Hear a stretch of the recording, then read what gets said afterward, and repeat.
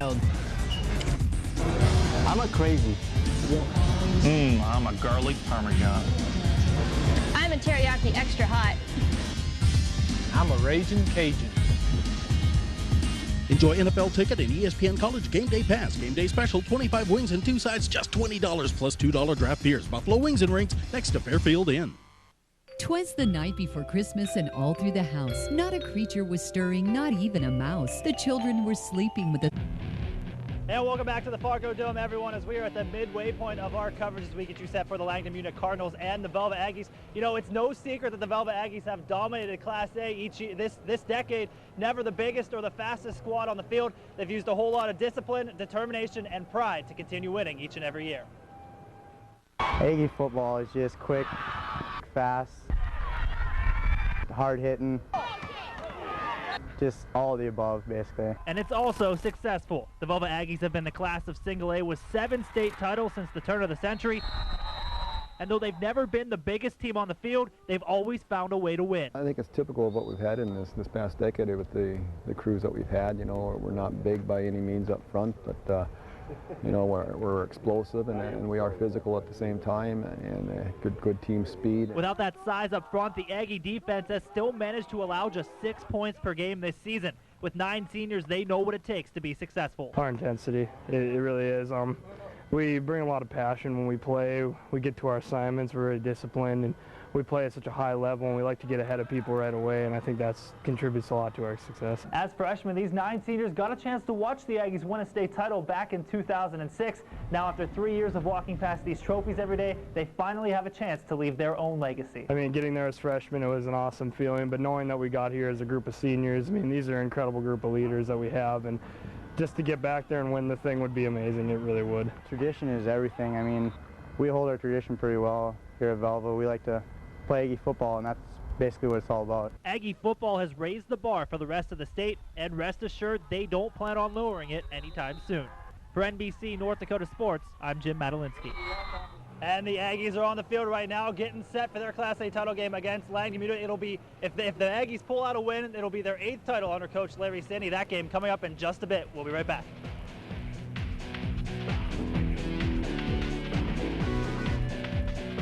I'm Steve Zahn. And welcome back to the Fargo Dome as we inch closer to the Class A state title game. You know, one of the reasons Watford City went 10-1 on the season and made it all the way to the Class A semifinals was the all-around play of an outstanding junior. John Cole fills us in from Watford City. Watford City junior Nick Liebel was one valuable member of Fred Fridley's offense this year. He found all kinds of ways to get into that end zone. He returned 2 punts for touchdowns, 1 kickoff, hauled in 5 TD passes, and had 1 rushing touchdown. Wow. Can do a lot of things for you. Well, he sure can. You know, we run him a little bit. We throw passes at him. He's on all our special teams, and we like to see the handballs in him because he has that quickness and has his exclusiveness, too, to get people to miss him, and just adds that dimension to our football team. Everything's fun. Running the ball, catching the ball. Don't get a pass too much ever, but everything's fun, yeah. Fred's used your abilities, and you certainly like that, right? Yeah, it's good. He's a great coach. He's the best, and everyone around him is just as good. We're all athletic, talented. Everyone piece of the puzzle, you know. And when he's back there waiting for that ball during a punt or kickoff, well, it's quite a high. It's an awesome feeling, I guess. You got to give credit to the line and the blockers, I mean, but when you see that hole and see the cut or whatever to break it, it's an awesome feeling, yeah.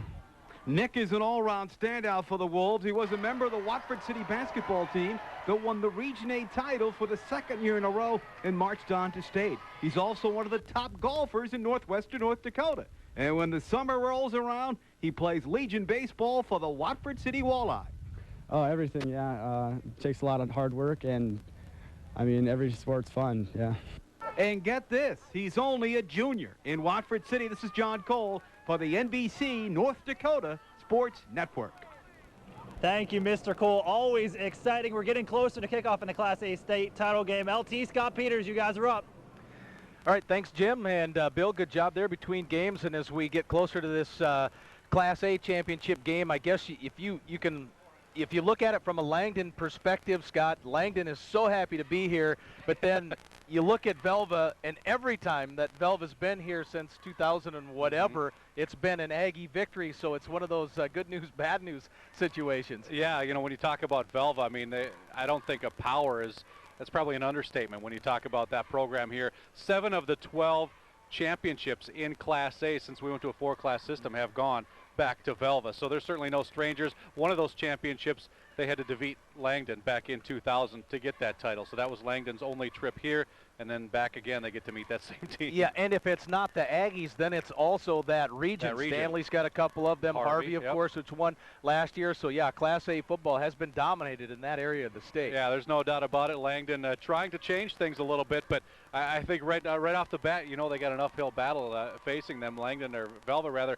are ranked number 2 in the state. Langdon's one of those teams, like we talked about in the 9-man games, that it really is a little bit of a surprise to get here. They've had to beat some pretty good teams en route to the Fargo Dome, but Velva you expect, Langdon a bit of a surprise. And Velva did beat number 1 rated and undefeated Watford City in that semifinal game last week to remain unbeaten and to get here at 11-0. So the playoffs in Class A involves just one more game. We'll talk more about that when we return to Dakota Bowl coverage on NBC North Dakota Sports.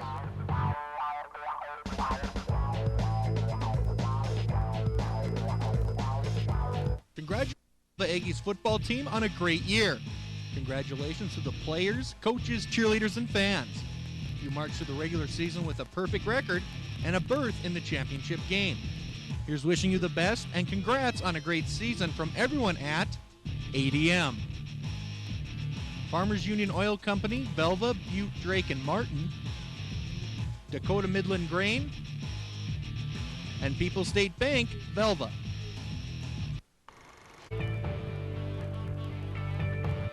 Well, as I'm looking down on that field, Scott, and you see the end zone there with the Bison written upside down, and we also have Velva here, and whenever you have Velva, you have Kittlesons, and whenever you have Kittlesons, you have Bison, so I guess there's a tie to this building. Well, I was going to give you a trivia question later during the game, and tell me how many Kittlesons have played on this field. I don't know the answer either, but I just wanted to see what you would come up with. Got to be near 10? I don't know. 8, 10? I don't know. It's going to be a lot. Would that work? That was not the answer I was looking for, but good enough. Yeah, or like Cliff Clavin, name someone who has not been in my kitchen or whatever it is. But yeah, Class A football here with you know, and we talk about Velva and the undefeated record, and we showed you the record of Langdon Munich coming in here. I mean, this is a team that it's a quarterback tailback kind of dominated offense. And it's an offense that has worked to 10 wins this year, so you certainly don't want to overlook a Langdon ball club that comes in here off a 12-7 win over North Prairie in the semifinals. Well, and that's the 3rd-ranked team in the state as well, so it's not like, you know, they've been knocking off pushovers to get here as well. A couple of ranked teams that Velva has beat to get here. You mentioned Watford City ranked number 1, but Velva's number 2, North Prairie number 3 was knocked off by Langdon. So you see a pretty good mix of wins by both teams to get to this point. They've had to beat some pretty good teams. And like we said in the 9-man game, got to be playing your best football of the season in November to get here, and that's what these two are doing. Just to run down that total road to the Dome for these two particular teams. We talked about their semifinal games. In the quarterfinals, it was Langdon Munich beating Oaks. That was a 46-20 game, and it was what else but another matchup with Harvey somewhere along the line for Velva. The two Sandy brothers going head-to-head for the second time this year. And for the second time this year, it was Velva that picked up a win. So Larry beats Brad 2 times this year. 18-12 was the final score there. And then in the first round, it was Milner North Sargent, the opponent for Langdon Munich, and that was 38-24, while River picked up a loss to Velva in that opening round, and that was a game the Aggies just simply totally dominated, and that was 39-0. Well, let's go down now to Bill Halter and Jim Madalinsky. They are field side for a couple of thoughts in this Class A title game, guys. All right, thanks, guys. Another great matchup here for the single A title game. You know, you have Velva and Langdon Munich, two teams who are pretty stout defensively, I think it's safe to say. You know, Langdon Munich coming off that 12-7 win over North Prairie, who was a really tough team. But you look at the Aggies and, you know, their goal, they want to play Aggie football. Quick, fast, hard-hitting, and, you know, impose their will from the very beginning. I tell you what, Cardinals head coach Andy Delabar knows the Fargo Dome well, played college football here, actually was an assistant coach for the Bison for a couple of years. He's in his second year here with Langdon Munich. For the Cardinals, they've got a pretty special running back in John Dinius. This dude's averaging about 9 yards a carry, and so So Velva's defense, which, as you mentioned, has been really stout, clearly the game plan for those guys is to get in the way of Mr. Dinius and then see what Langdon Munich can do if they do put a stop to the running game. Yeah, 6 points a game for that Aggie defense so far this year. They saw a similar back in Harvey with Casey Wyman. They were able to contain him for 2 games. They look at Dinius. I'm talking to Larry Sandy this week, and they really are focusing in on him. He's their big play guy. He's a power runner, and they really need to slow him down. I tell you what, Coach Delabar had some great memories in this building.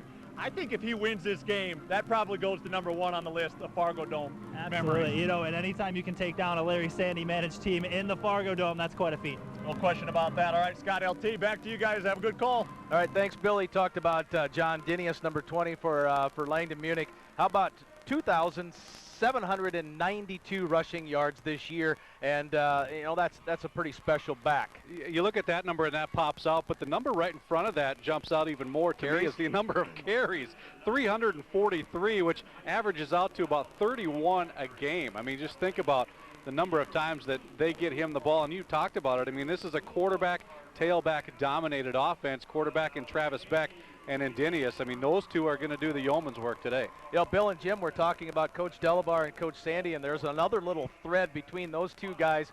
Coach Sandy, Larry, actually was the coach of the Shrine game when Andy was a player in that particular game. So so these two guys, even though they're difference in age and difference in experience levels, also find a way to be woven together in the storyline of this game. Well, I mentioned Andy Delabar played here as last year as 2005 here at NDSU, one of 3 former Bison that are at the Dakota Bowl as head coaches. Delabar, and then we'll see 2 tomorrow, and Steve Lockway, the head coach of Fargo Shanley, who was also an assistant coach at NDSU, and Kevin Feeney, of course, who's here every year. It seems like that he's been a head coach at Fargo South when they take on Bismarck One tomorrow. of the funniest things in talking to the coaches this week, I was talking with Coach Lockway from Shanley, and we got talking about coaching threads and, you know, Gus and Coach Babbage and Coach Bull. Well, Steve was actually a graduate assistant when Delabar played, and so I was telling him the story about how we were talking about the coaches, you know, that had influenced Delabar's throughout his career or whatever, and Lockway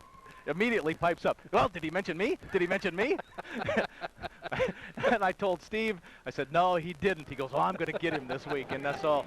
Now I just threw that out over the air, and so there will be a little going back and forth between those two Bisons. So that's the fun part of Dakota Bowl week. We'll be right back with more as we get closer to kickoff of the Class A game.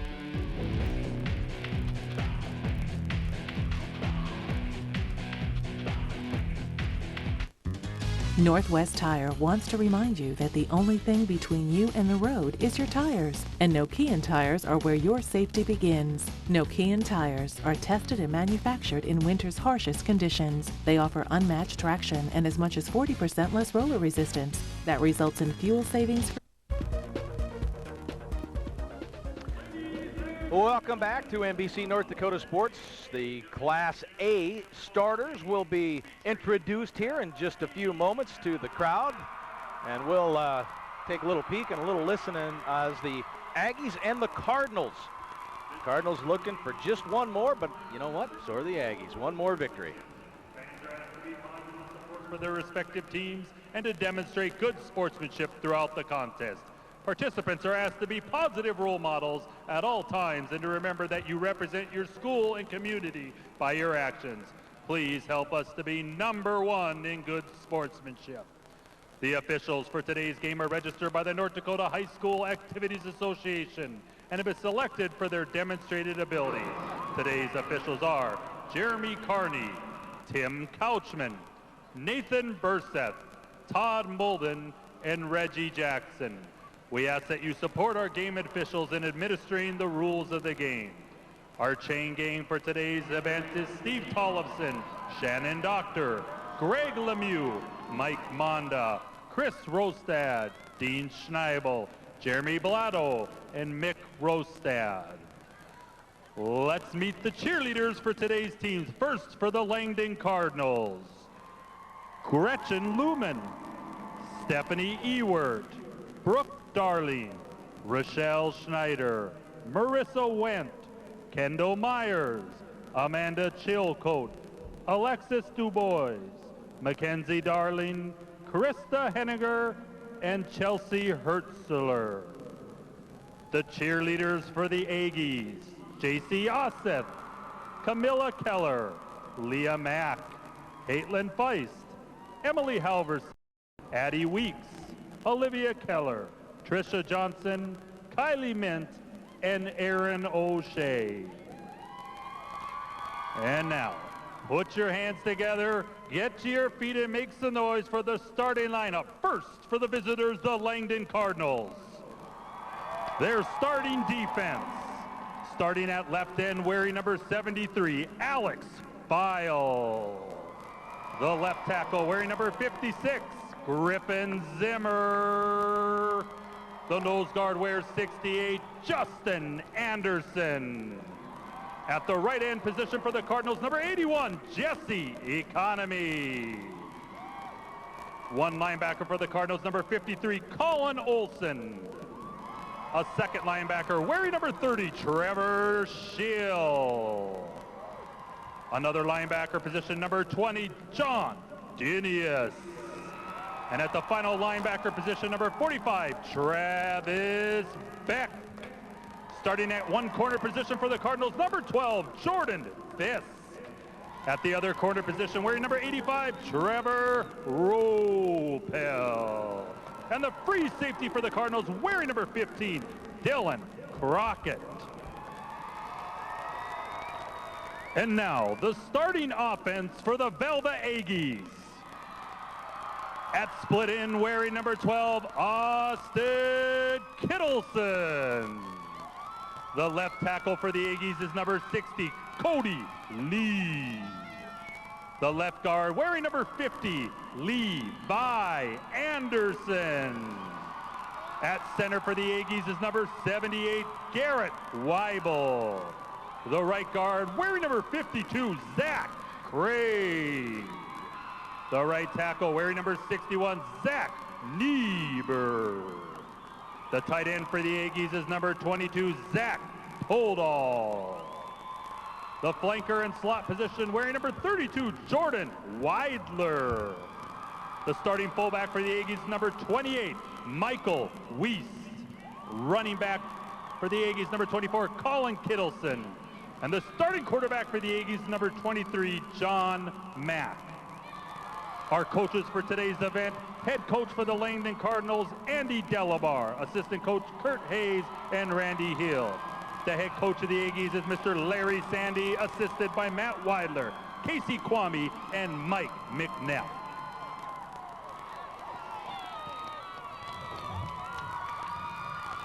There you go, the Aggies and the Cardinals playing for our Class A championship game. Coming in a combined 21-1, the records of these two respective teams. Velva 2 in the final poll of the year, while Langdon Munich ranked number 5.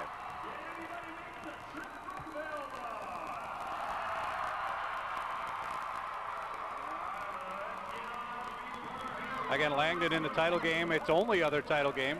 That was in 2000 against the Velva, and a Velva win in that one. Velva won 3 straight earlier this decade, 2003 to 2006, a couple of those when they were co-opted with Sawyer.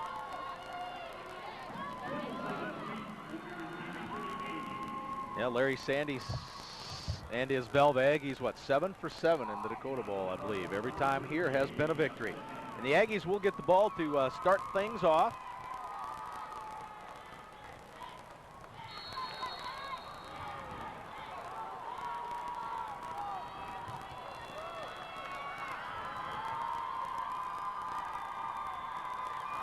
Justin Anderson with the kickoff to the short side and the wide side. Free ball, and it's still free. Did the Cardinals come up with it? There was a battle over there for Sandy, was kind of dig for it. We could have an interesting start to this one. That's Jordan Fisk trying to battle it out with Sandy, and it's Sandy that ends up with it. One of the upmen for Velva, and what they're taught to do when the ball's behind them, you look to start blocking, but the problem was the ball was only about a yard behind them. Here's tonight's starting lineups, or this afternoon's, brought to you by Mr. Tire and your local tire dealer. Kittleson, Weiss, Weidler, Josh Sandy, and Zach Podall on the offensive side. Those are your running backs and wideouts. It is Weibel, Lee, Niebuhr, Anderson, and Craig up front. John Mack is the quarterback. He wears number 23. A lot of motion, a lot of misdirection type stuff, and there's a handoff on the first play to Colin Kittleson, the running back. Might have lost a yard. Well, John Dinius, guy we'll talk about an awful lot, especially on offense, makes the tackle there defensively. Speaking of the defense, starting lineups this afternoon, the guys up front, File, Zimmer, Anderson, and Jesse Economy. The linebackers, a pretty good crew, Cullen Olson, Trevor Schiller, Dinius, and Beck. Beck an All-Stater last year. Defensive backs Fisk, Ropel, and Crockett. They'll double wing in motion this time. Weidler, handoff comes back to the near side. Nothing there really much again for Kittleson. Colin Kittleson with another run, but first two snuffed out there by Langdon Munich. Jordan Fisk coming up from his corner position to fill that gap, cut that play back inside, and that's where he had a host of tacklers waiting. John Mack and Velva, much more of a passing team. You almost hesitate to call Larry Sandy's teams a passing team, but Mack has had some success. There he hooks up with Sandy. Can Sandy get to the first down? He was knocked out around the 35, 34-yard line. That'll make him short of first down yardage by about 2 steps. Good stand right off the bat by Langdon's defense. You see Trevor Ropel, the cornerback, in the open field, making a nice tackle and holding up Sandy long enough for Dinius to come over and knock him out of bounds. Keep him a couple of yards shy of that first down marker. That was the best offensive play in the series, but it's still 4th and 2. Mack, the quarterback, is also the punter. The other quarterback is the receiver. That's Travis Beck. Low line drive kick. Beck will sidestep it, and it will keep rolling the Aggies' way inside the 14. Touched by Austin Kittleson, so Langdon will come out offensively for the first time there after their defense forced a 3 and out. Beck a little frustrated with himself on the receiving end of that punt, letting that one go. Ball probably got about 15 more yards Velva's way after the nice bounce. Here's the starting lineups brought to you by Mr. Tire on Velva's. That's the offense, which we just saw from Velva. Here we go with John Dinius, the guy with all those yards. Blake Klein is his fullback, along with Ropel, Schill, Anderson, File, Fetch, Olson, and Winnigy up front. And guess what happens? Dinius, first play is a potential big play, first down and more across the 30, and that's what Dinius can do. He bounces and gains a bunch of yards right there. Well, he's one of the top sprinters in the state as well, so you get him in the open field, and that's exactly what the Cardinals would like to do. And he gets bottled up early, but he bounces out, like you said, Lee, and in open field right there, that's where he is so dangerous. Sandy making the tackle, not after a pretty big gain. Again, he's what, 208 yards away from 3,000 this year? Hey, those numbers are just staggering. And, you know, defenses know that it's that combination of Beck and Dinius, but stopping it is something different altogether. Beck hands off to Dinius again, straight up the middle, no gain here. Now, the reason that the quarterback has a non-quarterback number is because, as we take a look at the defensive starting lineups here, brought to you by Mr. Tire. Well, the guys up front for Velva, Jesperson, Anderson, Feist, Kittleson, and Craig. Weist, Lee, and Weidler, rather, are the linebackers. Defensive backs, Kittleson, Mack, and Sandy. Good to have Mr. Tire along, your local Mr. Tire dealer, bringing you the starting lineups. And we'll get back to Beck here just a little bit. That was Jesperson, the nose took a good look at.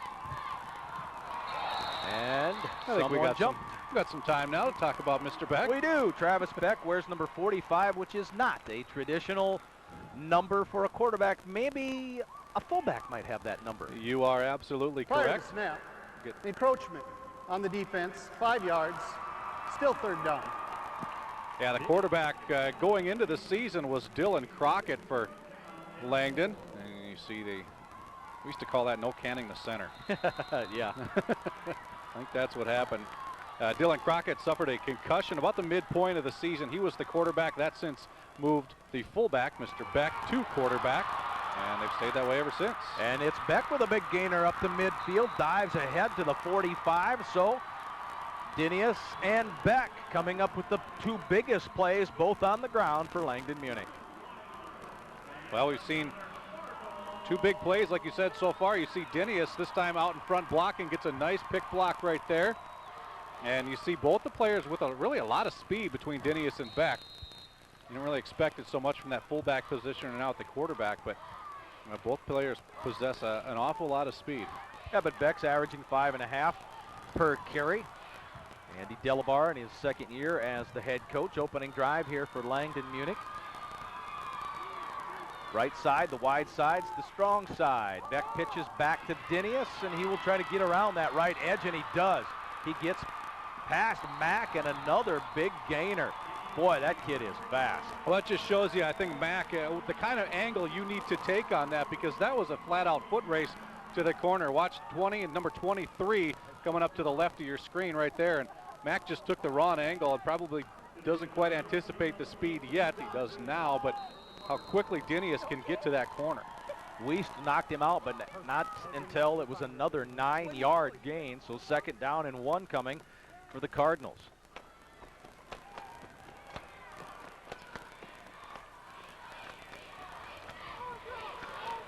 Kind of the Alabama look with the numbers on the helmets here for Langdon Munich. Out of the shotgun now is Mack. And he will try to run for the first down. And he is successful. Ball loose, but I thought I saw a white jersey back on top of it. But it did sneak out of there. It's Carson Fisk, the tight end.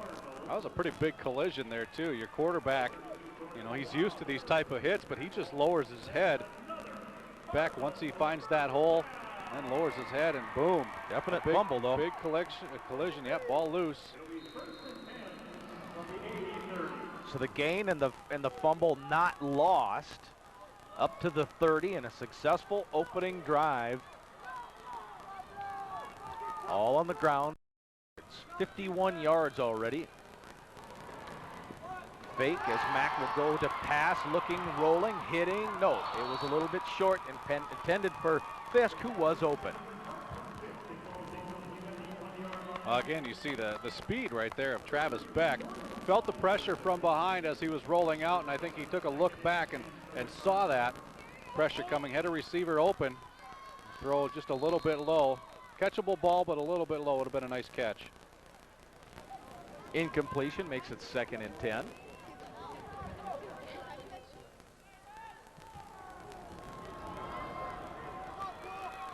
You know, the last couple of weeks, this Velva team has faced a Watford City and a Harvey that were quarterback, tailback dominated like Langdon Munich.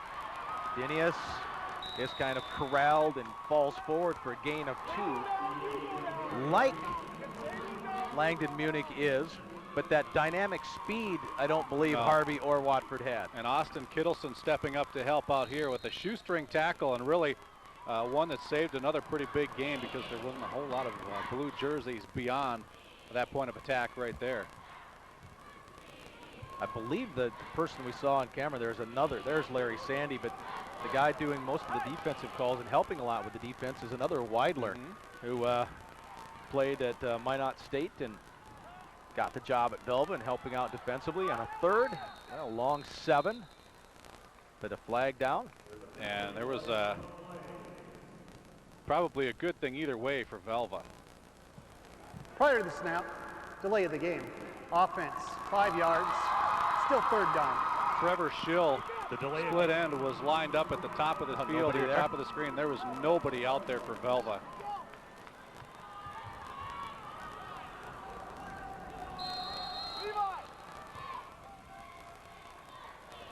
I mean, when it comes to receiving and who the favorite receiver is, in a way, it's kind of hard to find one because Langdon Munich flat just doesn't pass the ball very often.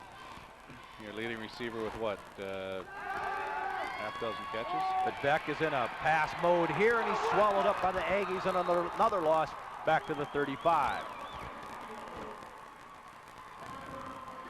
That's Levi Anderson, a senior at 175. Good pressure here up the middle. That pocket collapses awful quick around Beck. And there you see Anderson coming in. Also Cullen Kittleson, and forcing a pretty big 4th down here. The one thing that has always impressed me with these Velvet teams is the old defensive philosophy of, hey guys, we'll meet you at the ball. You know, they seem to do that as well or better than just about anyone else. Down, needing to get inside the 20. Dropping back, a screen is set up. Did he catch it? No, incomplete, so the Aggies hold on downs. Good pressure there by Kittleson off the end, comes in untouched, and really disrupted the timing of that screen pass to Dinius. So Velva takes over on their own 35. Solid drive, but if nothing else, it at least kind of flip the field a bit after that nice punt. You know, when you talk about Dinius and Beck, the real tough 1-2 combination and the eye-popping numbers that they have, really a contrast. But with Velva, they have 3 guys that really will carry the ball. They all have like the same numbers. Just about the same. That's not strange either. Michael Wiest goes straight up the middle for about 2. Wiest is a senior, 175. He's the leader in rushing coming into the game at 706. But you're right, Kittleson at 667, and then Weidler at 515. Not a lot of separation there. No, so 3 guys all between 500 and 700 yards and all right around 100 carries. So they pretty balanced in the backfield and can go a number of different ways with it. 2nd down and 7 from their own 38. Mack to toss it, and he does to Kittleson. Austin tries to make a move near the 1st down marker, but he appears to be about a yard short of there, so give him a gain of 6. Colin Olson, a junior linebacker. He moved to that position, that linebacker slash kind of safety position for Langdon Munich. That was after Crockett had the concussion. Now Crockett's back in, not playing quarterback, but he is playing free safety. Fisk giving a lot of room on that pass play as well. Hanging off about close to 10 yards. Now up a little bit tighter on the receiver. 3rd and 1. Kittleson in motion. That is him with the ball. Well, he's got the 1st down, and he almost broke a huge one. Crockett had to come up and make a tackle. Yeah, but a great alley right there for Kittleson to run in. Some good blocking up front. This one almost popped. Yeah, get a chance to see that. I think Niebuhr with a big block, helping just make that alley open up a little bit more, almost taking out 2 Langdon Cardinal players. Equipment problem with Crockett. Yep. So Crockett will have to come over to the sideline and get something fixed. He's dealing with his helmet. That brings in Enos Lone Wolf, I think, to play that safety spot. And he is back there, about 50 yards back there. It'll be Mack to pass over the middle, open and a catch. It's Podol, 1st down, up to the 24. Now, well-designed play right there. Josh Sandy, the receiver, went deep on a post pattern, and that really opened up the underneath, and that's exactly where Podol finds himself. Just sits down in that open spot, and look at all the room until you see the first Langdon defender right there because of the deep pattern that Sandy ran that took the safety away and a cornerback. I like how Podol's hands were already up there. Hit me. Zach says I'm open. I like the 3 Zacks, kind of how Larry Sandy says that they play like a strong side and a weak side. It's strong left right now. Inside handoff on the counter. Nothing there for Weidler.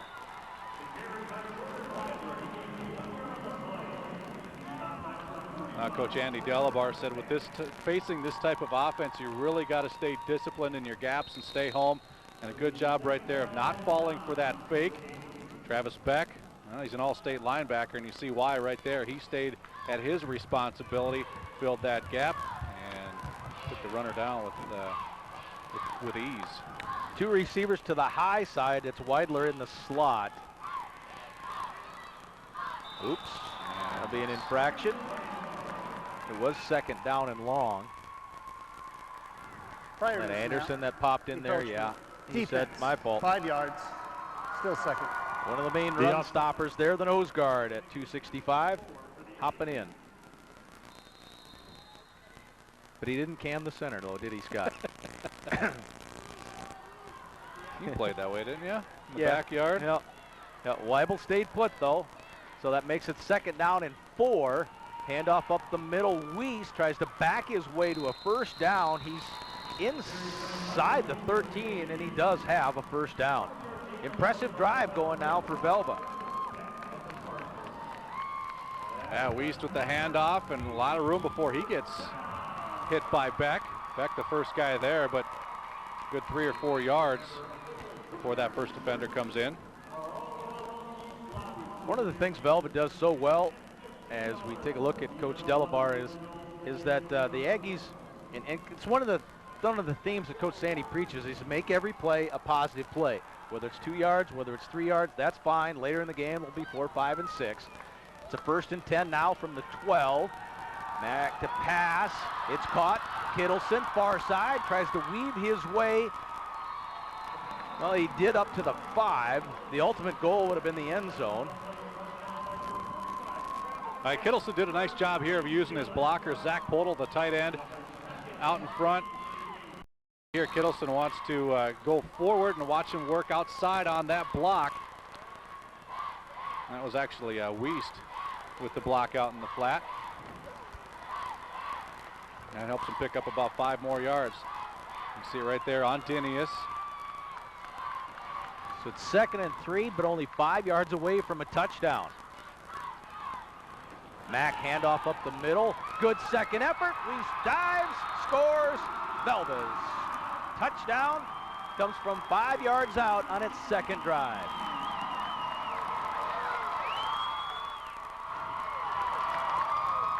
Well, that play was stopped right at the line of scrimmage, but it's that second effort that you talked about, Lee, that helped Mr. Weiss to get across that goal line and get Velva on the board early in this one. Farmers Union Insurance instant replay. Nothing fancy here. Right there, looked like that play was stopped up. Beck had a chance at him.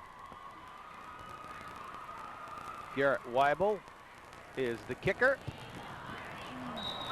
And that one is through. So the kick is good. 2:10 left to play in the first, and Velva takes a 7-0 lead.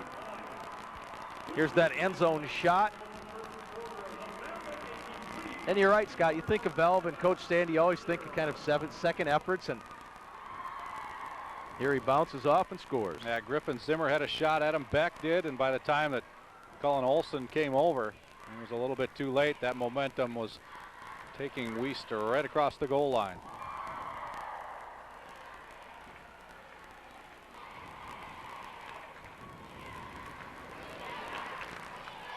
Well, you almost come to expect kind of drives like that. There was a big pass play in it. There was counters in it. There were sweeps in it. And it was scored going straight up the gut. A little bit of everything. I think this is a pretty big drive for Langdon coming up here now. Just to try to answer and get some momentum back. They had a good drive that kind of stalled and ended up going backwards with their first drive. But I think we really need to answer and just kind of keep some positive things going early in this game. 4 minutes and 11 seconds to go 65 yards, and the 8th play was that Weiss touchdown. So there's your scoring drive. First here in this Class A title game. You sure would think that John Mack needs to try to find where number 20 is and kick it anywhere but there.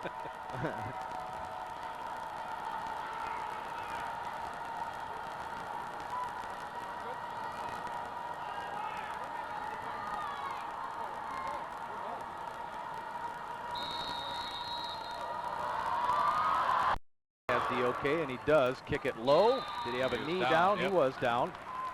So that's where Langdon will take over, as File had it with a knee down.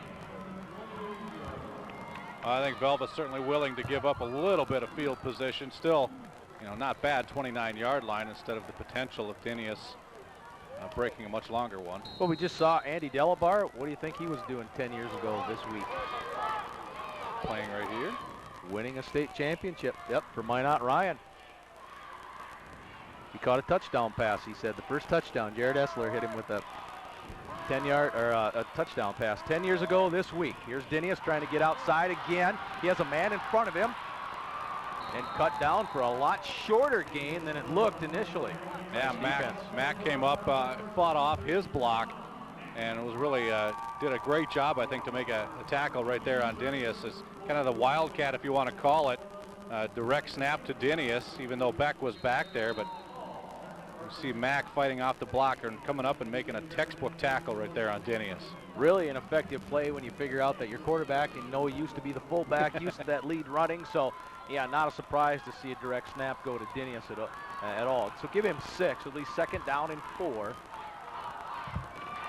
Up the middle, Dinius runs into one of his own guys, works for a 1st down, and a little slow to get up. Yeah, got a hit right from the side. Looks like he was trying to make a cut. And we get another look at that, but he hits the hole so hard, almost outruns some of his blockers right there, and he tries to cut right outside. And the foot never planted. It just got hit in the thigh, maybe in the knee. I was looking for the same thing you were, because planting, yeah. Especially on this turf. If your foot sticks on this turf, that is not a good thing. But it is 1st down. That is certainly a good thing. It's up to the 44 now. Mac hands off to Dinius, and he finds a couple of yards up the middle. You wonder why sometimes a kid who's only 155 pounds can be such a good runner right up the middle, but he is. He's a good, strong runner right up the gut. Well, and he's quick enough, too, to hit that hole. I think he gets to the point of attack so quickly that we've seen a couple times that by the time defensive linemen can shed their blocks, he's already gone. Play clock already to 10. You see the game clock. We're nearing the end of the 1st. Mac has running backs on either side, and we have a flag that'll stop this play, and the clock stops at 19. I think the fullback, Blake Klein, took a step forward before that ball was snapped. Prior to the snap, full start on the offense. 5 yards. Still yard. The false. 2nd down and 13 now.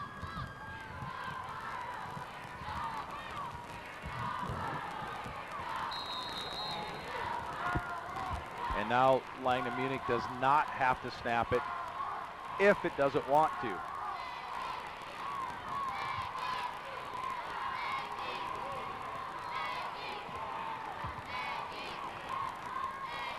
Last play of the 1st quarter. Quarterback keeper turns right back around and dropped for a huge loss back to the 30, and that's Kittleson coming up limping, isn't it? Yep. Yeah, he made the initial contact. Beck was able to turn it around and turned it right into Kittleson, and I'm not sure which portion of that play the injury happened, but maybe we'll see when we get back. The Aggies have a touchdown and a PAT through the 1st quarter. We'll be right back. Welcome to... Well, there's a look at Kittleson coming up limping on that last play, but it was a play that was certainly a benefit to the Aggies defense, forcing a 3rd down now and 23. How many plays do you have in the playbook for that? Hand it to number 20. Beck will go shotgun. It's a 4-receiver set. Balanced field. Looking deep down near side, almost intercepted. Mac had a hand on it there for a little bit. Intended for Crockett, but incomplete. Yeah, Mac had a hand on it, so did Crockett, and I think Beck was going this way from the get-go, really not looking at the coverage, and there was a couple of Aggie defenders down there. See Beck with a hand on it, then Crockett, and you see that Kittleson was also, or Sandy was also there in coverage from the safety position.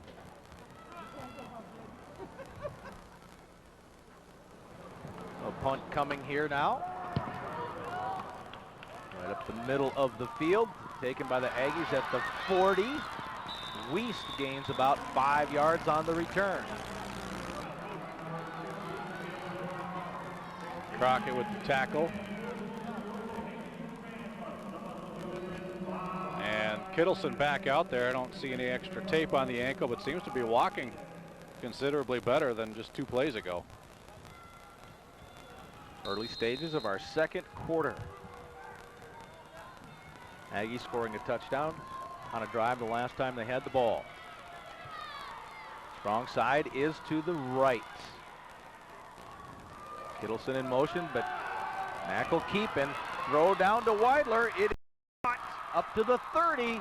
There's the biggest offensive play of the game so far for the Aggies.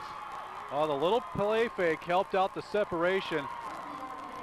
Dylan Crockett, the free safety, that little play fake right there helped get a little bit of separation. Not much, but you can see a couple yards is really all they needed to get that pass into Weidler. Well, when I talked with Coach Sandy this week, I asked him a question, something like, well, do you pass it this year because you have to or because you want to? And he kind of chuckled and goes, I like that. We actually get him. I like the way you put that. He says, yeah, we can pass here because we want to. Another pass. It's caught. Kittleson makes a move inside the 20 and another first down. Well, that's a well-designed play there. You've got Kittleson on the line and Weidler in motion deep, and where the defense is thinking that's going to be more of a bubble screen type play, Kittleson just breaks free off the line, and there's, within a second of the snap, there's no one around him within 3 or 4 yards. Now Crockett had to come up from free safety to make the tackle, so it's an line of scrimmage is at the 18 and 1st and 10 right now. It's kind of the standard offensive formation. Weidler goes in motion, far side handoff. Weiss trying to get what he can, but File and others are there to stop him after a gain of maybe only 1.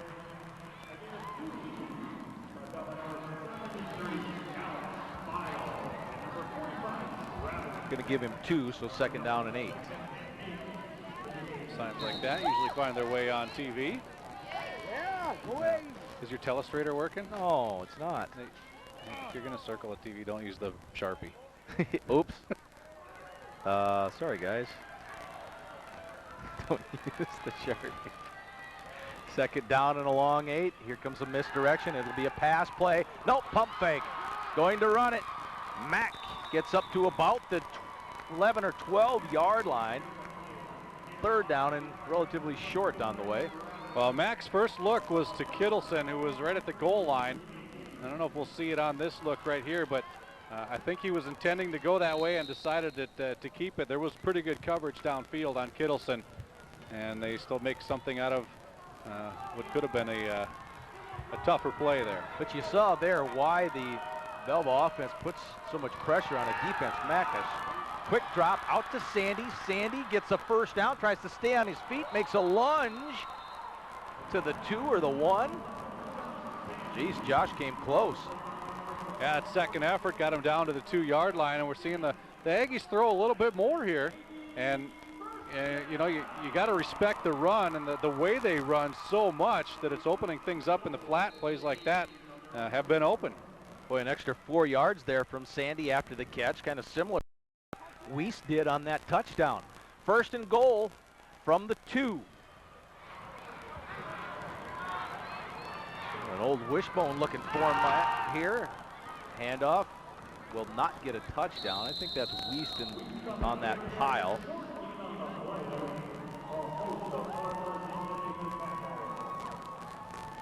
Second down and goal coming.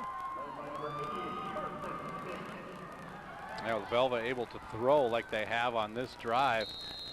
As an opposing defense, it's about the last thing you want is to have one more thing to worry about of what this offense can bring. But you could see there that Michael's a kid that he just will not stop. Very solid from that fullback spot. From the 1 yard line, 2nd down. Mack, does he get in? They're going to call him short.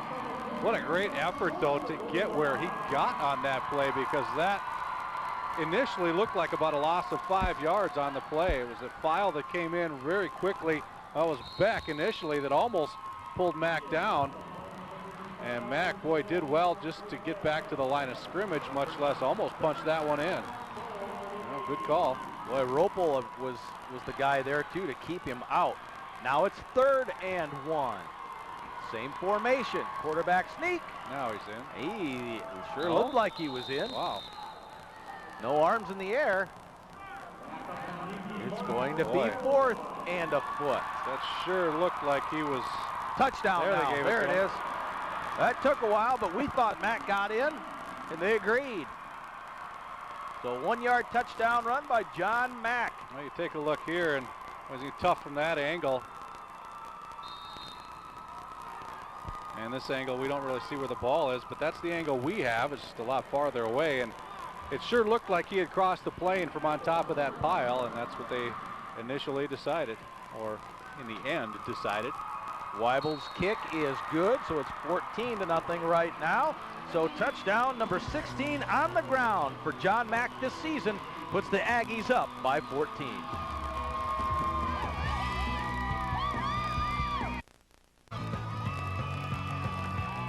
We're back with the Farmers Union Insurance Fan Cam. Farmers Union Insurance, premier partner of the North Dakota High School Activities Association. Following the touchdown, the kick is underway. It's taken by one of the big guys up front, Justin Anderson, who normally plays nose guard, and he ran sideways for about, 10 yards or so, and the ball will be first and 10 from the 25. Well, that's a guy that probably doesn't carry the ball a whole lot. Exactly what Velva was looking for on that kickoff. Yeah, anything but number 20. Yep. Well, I think I said it last time, but now I'll say it again. I think Langdon Munich needs to put a good drive together here, and now you're in the area where you need to start putting some points on the board. Dinius will dot the I from the 25. And the handoff left side, he almost busted a big one, picks up about 10 yards on. We're going to have to give it a gain of 9, so Dinius will be just short of the first down. But on every play, he is so close to going. That's where it seemed like being 5'9" helped, because he just kind of ducked under a lot of traffic in there, and just like a dart was right through that line of scrimmage and deep into the secondary. Coach Delabar called him one of the top 3 sprinters in the state. 2nd down and 1. First down after Dinius grabs that one and goes about 3 yards. And with that speed, you've got the quick strike possibility, which, we're not in that territory of this game yet, but talking about Langdon needing some points, I mean, he's a guy who can get them for you pretty quick. Now he's got 22 touchdowns rushing this year. When you look at the numbers, averages 253 yards a game.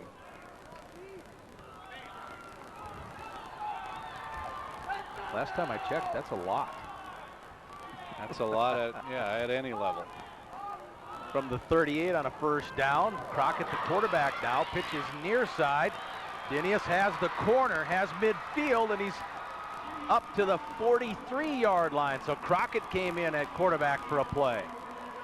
And got around Austin Kittleson, number 12, and he's down in the field holding his helmet right now, like thinking, I missed it, got the bad angle on that, and you see the speed. We talked about that before. He's so quick to that corner, turns it upfield, and turns maybe a 5 or 6 yard gain into 15 or 20.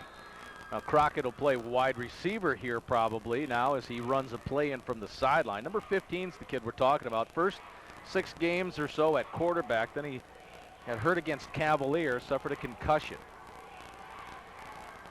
Well, Crockett is the quarterback. And Beck is going to be the tailback. Dinius is now your fullback. So Dinius blocking for Beck. Beck tries to squeeze it outside. He does, up to the 30. Sandy has to tackle him, but doesn't until it's down to the 20. And another big gainer, this time from the quarterback who goes to tailback. Just like you said when you saw Crockett in the game. But you talk about squeezing through that hole. I saw the same thing, Lee, and boy, there wasn't a whole lot of room here, but just stays behind those white jerseys, right, cuts it up, sees that seam, and takes off for a nice long run. And Sandy just takes the brunt of this hit right here. He gets run over and kind of charges up the Langdon crowd, but this is the drive exactly the Cardinals needed at this point of the game. Yeah, there's nothing Sandy could do except throw himself in front of him and try to bring him down, which he did. So Crockett again, the quarterback, the handoff. Dinius hit immediately. Loss on the play of about 3 back to the 23. Jed Jesperson right there, nice penetration. Zach Craig also getting in there. Those two combined just blow that play up, getting into the backfield before Dinius had time to do anything with that. Well, I mentioned Matt Weidler coming in and helping coach the defense. Played at Minot State. He was a graduate from Velva, back on a championship team in '03. But Matt brought a little different look to the nose guard position, and Jesperson was able to learn what they call a double gap nose, and it's really helped. And that time he picked up a -3 yards. Dinius now trying to gain yardage. He's up to the original line of scrimmage here. Not much more than the 20. Well, a term that I think almost every coach is required to use is bend but don't break, and they talk a lot about that with their defense. But that's exactly what Velva's doing right now. And the first drive of the game and this one as well. Langdon's chewed up some yards. And now you get to that red zone territory, about the 20-yard line. They stiffen up a little bit, and that's what Velva's doing right now, is kind of putting the brakes on this drive and forcing a big third down. 3rd down and 10 from the 20. See if Crockett will go into pass mode. No, it'll be a handoff. Dinius near side, puts his shoulders down. He's up to about the 14-yard line. Needed to get to the 10, so a 4th down coming here for the Cardinals. You see Dinius and the holes that he gets there. Nice space getting into that secondary, but bringing up a pretty big 4th down play coming up now. Very big. Cardinals need to get to the 10 for the 1st down. Right now 13 yards away from the end zone. Garth fetches the center. He brings him out, and Beck goes back to quarterback. And it'll be a quarterback sweep near side. Beck will be cut down short of a 1st down. And for the 2nd time in this game, the Aggies will hold on a 4th down play. There's that bend but don't break. Number 24, watch him as he goes along the line of scrimmage, just strings this play out. Where's number 24? There he comes again. Nice tackle, wraps up Beck from behind, causing the turnover. Ankle must be doing a little bit better for Mr. Kittleson. Kittleson plays that strong side defensive end, and there was no doubt where the strong side was on that play. All those white jerseys, and then he came through. The defense holds for the Aggies. John Mack back at quarterback. What's the whistle on the far side? Timeout, Langdon. Timeout for Timeout Langdon Munich. The Langdon Cardinals call a timeout. That's their. Well, as Velva's getting ready to take over offensively again, you look up at the board that keeps track of yardage. Total yardage for the game, about the same, only 4 yards separate the two, but of 117 total yards for the Aggies, 90 of them have been through the air. Something you probably wouldn't expect from a team that typically likes to run the ball and run it very well. But that's one of the things that we've talked about too with John Mack at quarterback. He's able to bring that confidence. One of the things, the way that I thought Larry described John Mack as an individual and as a player, he called him very sports aware. You need that at quarterback, don't you? It certainly helps out an awful lot. Big 2 trips. Big 2 trips. Diving right. You're like a 32 dive. Okay, here we go. Hit. 1, 2, 3. Hit. I'm going. 1, 2, 3 hit, even on offense. That's the call coming out of the huddle.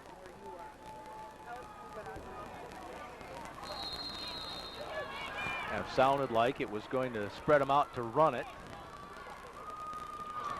That is the play as Wiest goes up the middle, keeps his legs churning up to about the 16-yard line.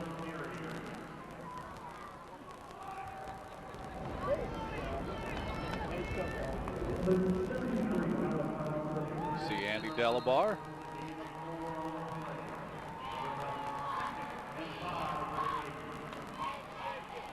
Actually got more than I first thought on that surge. Wiest did, so give him 5. 2nd down and 5. Here comes the counter to Kittleson.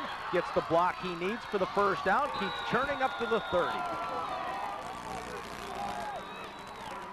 Nice play fake there. You get the guard pulling, Levi Anderson. Watch number 50. He's on your right side, and he's going to pull across.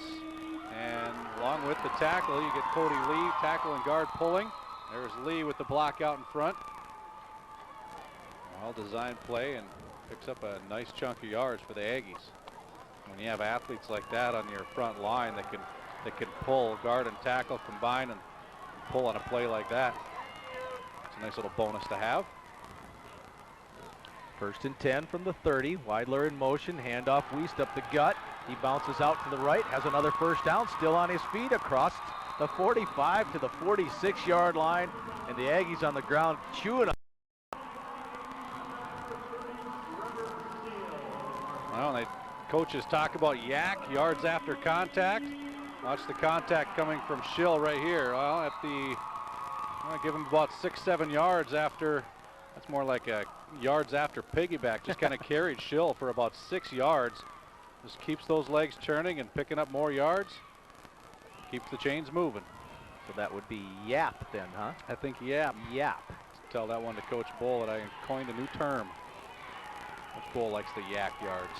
Looking to set up a screen, and it is caught by Wiest, but that was blown up right away by Dinius. Yeah, Dinius I thought might even pick that one, but he was kind of locked up in a battle with one of the blockers. But that's one that just kind of floated a little bit too long. There's Dinius. I think he did enough to slow that play up as Wiest kind of got spun around a little bit as Dinius grabbed a piece of the jersey. At that play blown up nicely by Dinius. Loss of 4 back to the 42. Yeah, whenever number 20 is around, any potential play can be a big play involving him. Guard movement on the right side, so let's make it 2nd and 19. Zach Craig, one of the 3 Zachs. Craig, Niebuhr, and Podol play that strong side.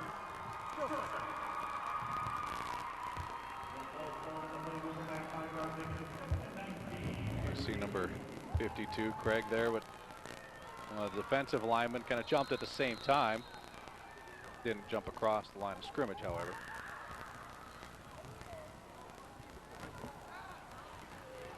Now 2nd down and 19. Either way, pretty quick first half. Yeah, real fast. 140, near 145 at this snap. Mack fakes deep, looks near side, tries to float it out to Sandy into double coverage, and it's picked by Crockett at the 42. Crockett across midfield, still on his feet, looking for a block. We have a flag down now. Crockett all the way back to the Aggies' 39-yard line after the pass into double coverage. My guess is the flag is a post-possession flag. Post-possession, I think it's going to be a block on the run back. Josh Sandy, a little double move here. Did an out and up. Crockett, a nice job from his safety position coming over and sniffing that one out. The flag is on the near side of the field, and we'll get a listen here. After the interception, block in the back. Intercepting team. Spot of the foul. First down. You march it off from where that flag landed, and that was the 41-yard line. It's going to go back 10 to the 49 of Langdon Munich. Wow, looked like Velva driving down to maybe tack on another one here late in the half, but boy, really an opportunity that Langdon can't let slip away here with this interception. Got to put some points on the board. There you see the block right there on the bottom of your screen. That was Justin Anderson, who was a nose guard defensively on that play. Anderson out there now at left tackle. He and Alex File have been kind of the anchors on the left side of that line. Dinius swallowed. Kittleson was right there about the time the ball got there. Well, I almost wonder if that wasn't meant to be a pass back to Beck for a throw downfield. There was 3 wide receivers on the play, 2 on the near side. Both were wide open. Oh, no, he just didn't get a handle on it. That ball hit the turf. I was thinking the same thing you were, Scott. Yeah, it looks like it was going to be the old flea flicker. Now a timeout at 1:22, but boy, Kittleson was in there quickly.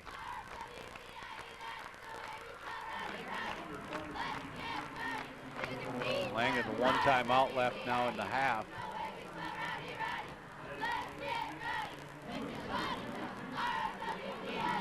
Well, you just feel like they got to get some points on the board here in the last minute 22 to get into that locker room with a little momentum and some positive things happening, can really change the mindset if you can get some points here and cut into that 14-point gap.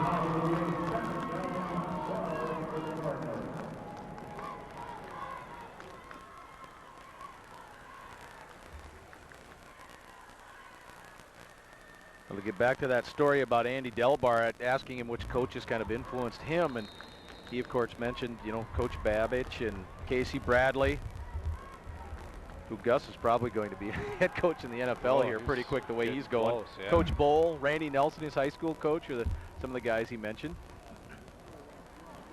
Crockett rolling, left hand throws, and it's in and out of the hands of Travis Beck. Well, Langdon mixing things up an awful lot, putting Crockett in at quarterback and trying to utilize some of its, you know, the skill sets of other players. Kind of tough. It's always tough when you're left-handed and you got to roll to your right and make that throw back across your body. It's always tough to do, and that's usually the result, is to throw a little bit off the mark. Coming into this game as a quarterback, Crockett was 26 of 48. That's a 54% completion percentage with 5 touchdowns.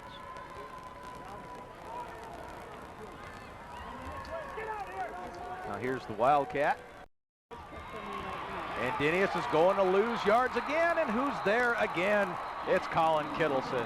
Kittleson's had a wonderful first half. Thought that ankle injury might slow him up, but boy, you talk about cutting down that speed. Kittleson did get the right angle that time, just right up the middle and getting a hold of Dinius before he was able to get around that corner. And Velva calls an immediate timeout because it's going to be 4th and mile. Yeah, oh yeah, about 19 yards or so. So the Aggies want the ball back with as much time as possible. 67 seconds left to play in that first half. But I don't know right now who's trying to block Kittleson, but I'm feeling a little sorry for him because it's not working. No, he's come off that line with an awful lot of clean looks, and he's getting back into that backfield very quick on a number of plays here. Certainly an adjustment that Langdon will have to make at the half.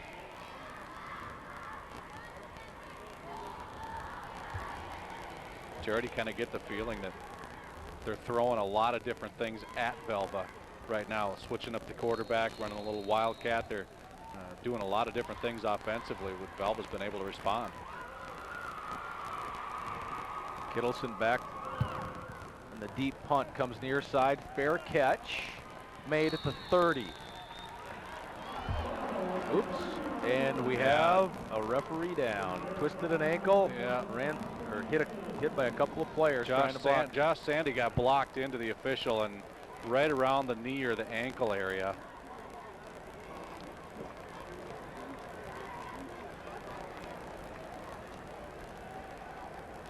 I just caught that out of the corner of my eye. Yep, a couple of players went into him.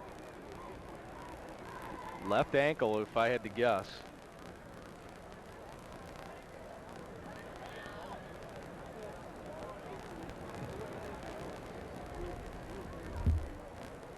Tell if that's Reggie Jackson. I think it's the Fargo crew. That is him, I believe. I think so. Said hi to him earlier today.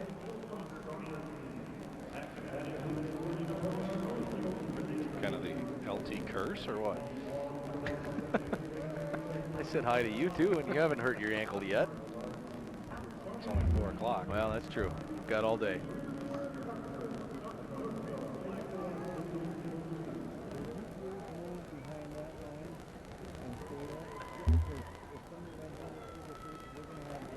It didn't take you long to throw me right under the bus, did it? Thanks. Second game. So I waited.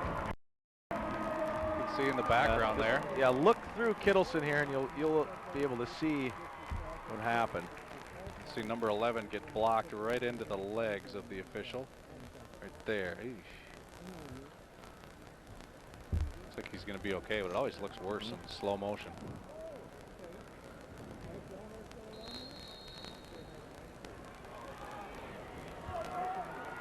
So about a minute left. Been a good passing day for John Mack so far. He's up under center. Kittleson in motion to the wide side, so 2 receivers out there now. He'll fake the pass and only gain about a yard. Not much there, but here comes about 15 more. The clock is still running, and it'll stop now on the flag. Coach Sandy pointed that out. They lost about 3 seconds on that. And there's a... Well, that was Alex File who just kept Personal foul. going. Defense, 15 yards, first down. And it's 15 from the line of scrimmage. Yeah, it turns not much of a play into a big one for Velva. Just that little extra shove to the ground when the whistle had already blown. And when you do that right in front of the official, it's probably not a good idea. So it's up to the 47 now after the penalty, 1st and 10. Clock will start though now. And the Aggies will hurry a bit. Velva still has 2 timeouts left. Mack has 4 receivers now as Wiest goes in motion and is caught by Michael.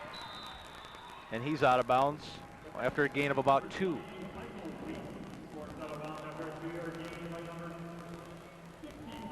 A little bit of a dangerous pass because it was a lateral. Lateral, yep.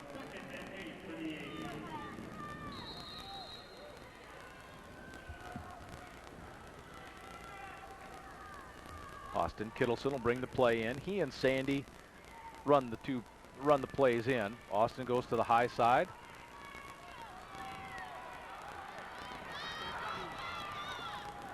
Mack over the middle, caught. No, it was on the back shoulder, and Kittleson couldn't quite catch it. Yeah, it's a play they'd run before just on the other side, and that one, it worked the first time. This throw just a little behind, like you said, on that back shoulder. Just thrown about a foot more to the right that comes up to be a big gain. That is always a difficult catch when the ball's behind you like that. 3rd down and 8.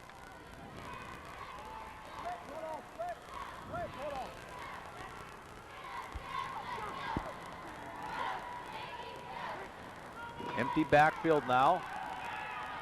Mack has to work around the Cardinals, trying to look downfield. He gets Kittleson open. Now Kittleson diving. Did he get the first? Yes, he did. So that'll stop the clock at 17 late seconds. Flag. And here's the late flag. That came in behind the play. I think that could be another personal foul on Langdon.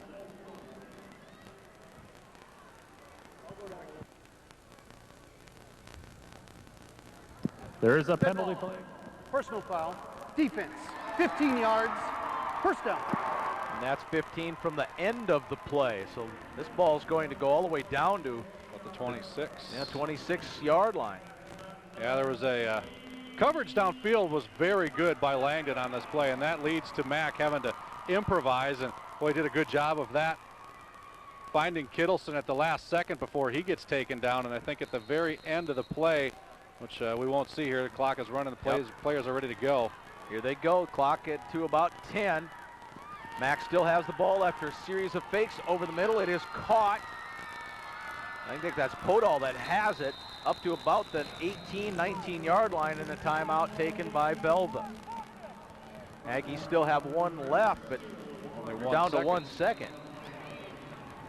So 1 more play in the half, barring a defensive penalty or anything. We've already had an untimed down to end the half earlier. Game.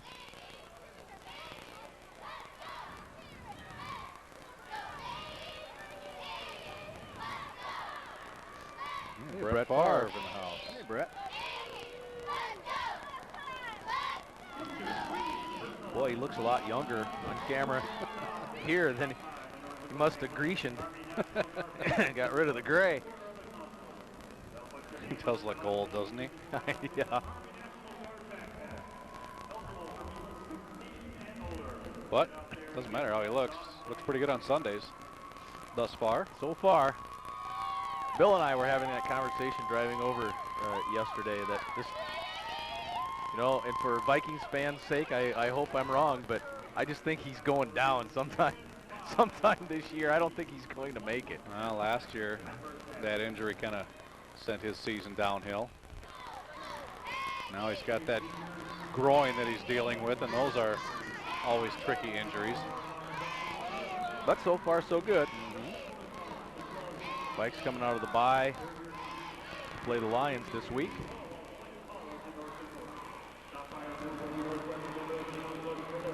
Velvet trying to get in the end zone. 19 yards away. There's 3 receivers to the near side. You reach into your bag of tricks here. Last play of the half. Going for the end zone. Well, reverse. Now look. And just throw it incomplete, intentional Another grounding. flag, though. It's in grounding. I think it'll be intentional grounding. Offense and half will be over, but we'll have to see here. But there was no one but linemen around. Yeah. My guess is grounding.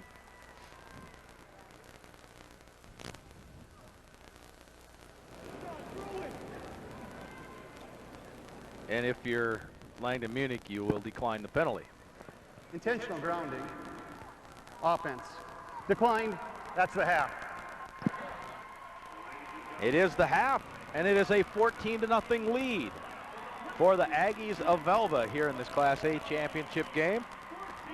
Wiest and Mack have scored the touchdowns. Larry Sandy's team is ahead, and he's with Jim Madalinsky.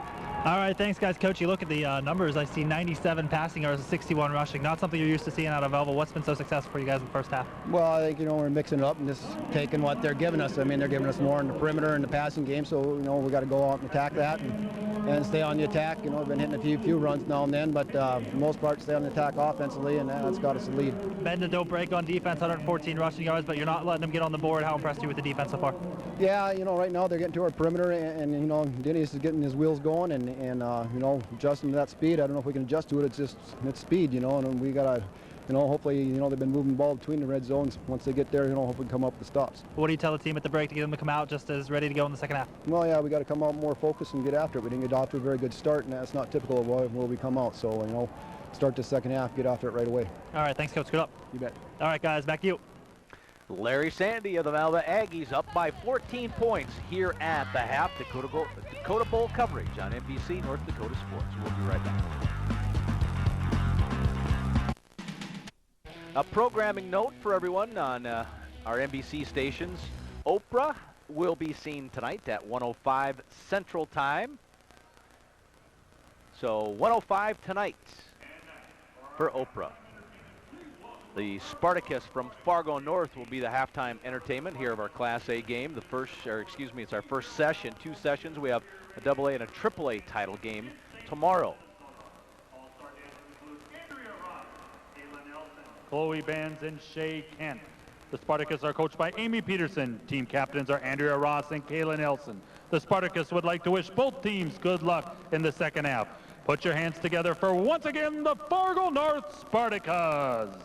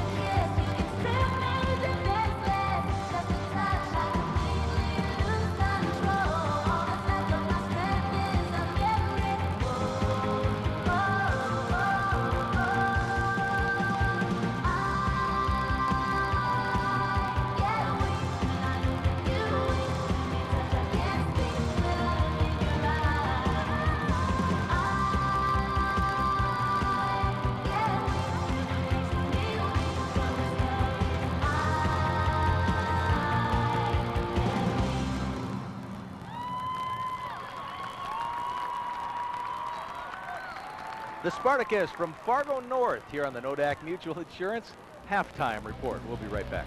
Class A title game with the Aggies leading 14-0 in this particular contest, and it just seemed like Langdon would have those drives. They were decent drives, but just once it got to the 20, it stalled. Yeah, they've been doing very well inside the 20s, but Velva's defense, again, we talk about that bend but don't break. They buckle down, and once they get to that red zone, Langdon hasn't been able to do much offensively. And here's our first half highlights. The Aggies defense, always a good one.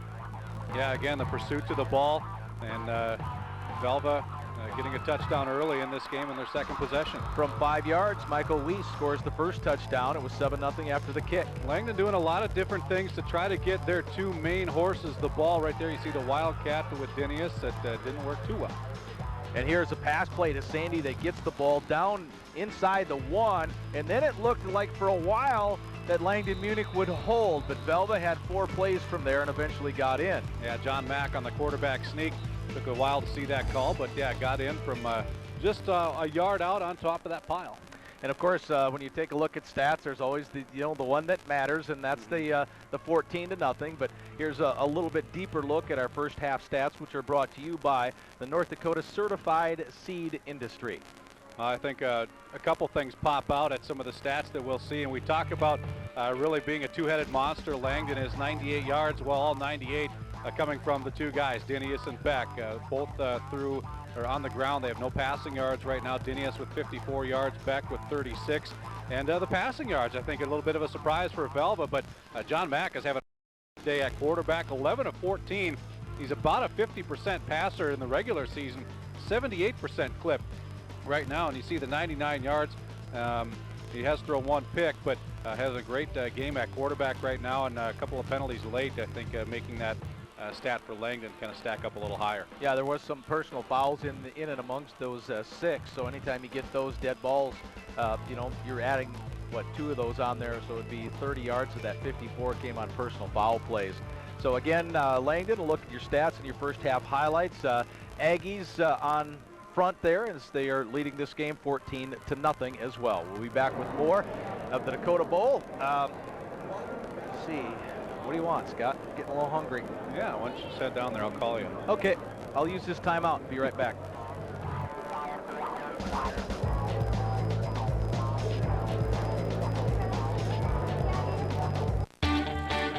Halftime report. Sorry, Scott, I was unable to get down to the concourse and get back, but plenty of people did sneak out there for halftime to get some goodies here as we get set to start or get close to the start of our third quarter.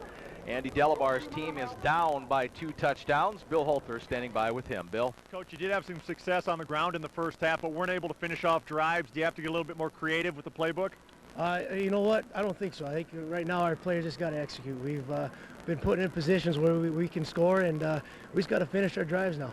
Defensively, what do you have to do to slow them down? Same thing. Execute. We got to put ourselves in the right place at the right time, and we've given up too many big plays, and certainly not in the position we want to be in right now. Thanks for the time, Coach. LT Scott. Okay, thank you very much, Bill. Coach Delabar down by the 14 points right now.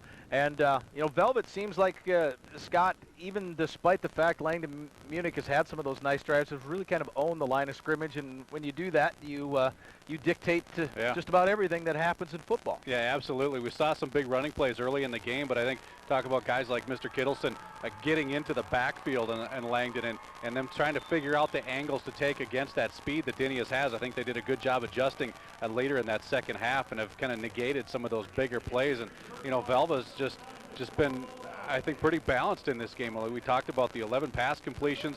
They go to 6 different receivers, so they've been spreading the ball around and getting it done through the air and on the ground. But when you talk about angles, that's something that Velva's does so well with the way they block and run everyone around.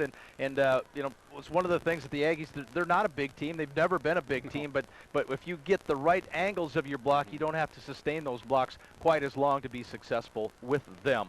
And one player who was unable to play in this game, we should mention before we go to break, too. I want to say Wakely Priester, who was an all-star, who hurt his knee this past summer, unable to play for Velva. Otherwise, they'd be even probably more powerful with him out in front. We'll take the break and be back with the third quarter of this Class A championship game. The Aggies lead it by 14 points over the Cardinals.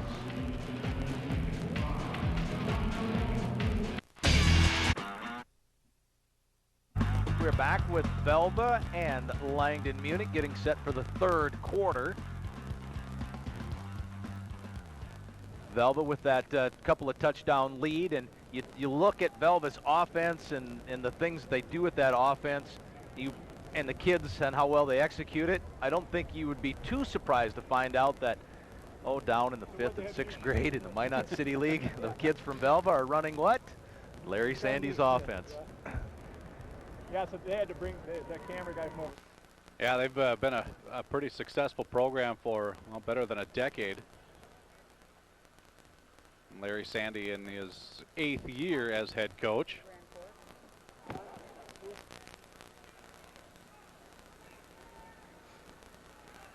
But, you know, we kind of joked about it earlier. You look at the captains that are out there right now and see some pretty big kids for Langdon, and they're all kind of the same size for Velva, you know. Talk about the balance that they have in carrying the ball, and, you know, just kids that just work hard and are pretty fundamental about the way they go about playing the game. The other thing that Velva's done well all year long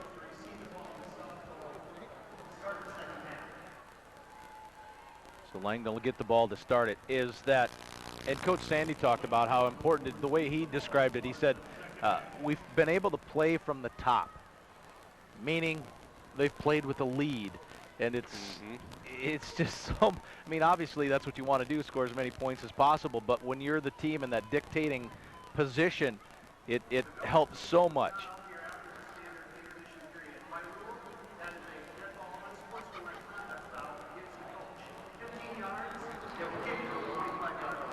Okay.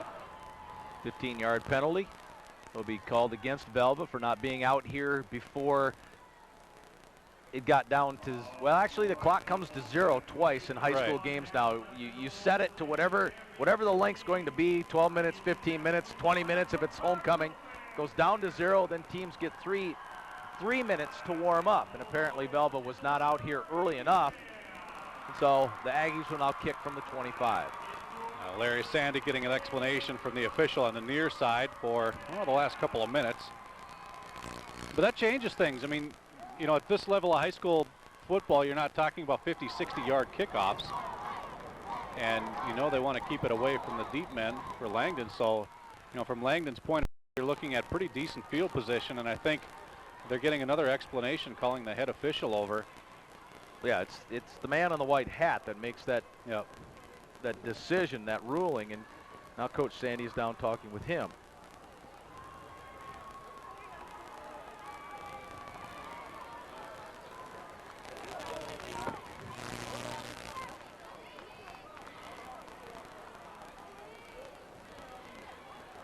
Yeah, you're staring at midfield or better here for Langdon Munich, to get back to your point, Scott.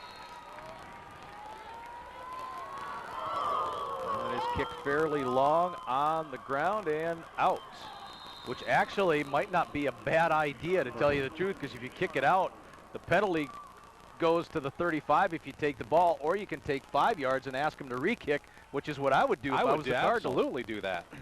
Make them kick again from the 20.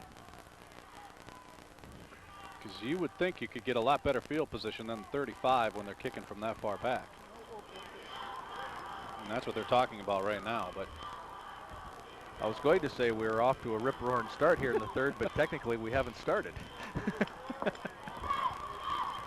Illegal procedure, kicking team. Kick the ball out of bounds. Ball be placed at the 50-yard line. First down. Oh, so that's how they're going to do that. Just move it up from 15 yards prior. I quite frankly have never seen it, so no, I didn't know how that was administered. Well, either way, it's kind of what we figured. The ball would be Midfield. near midfield, and that's exactly where it is. So it's a little hard to get more midfield than they are.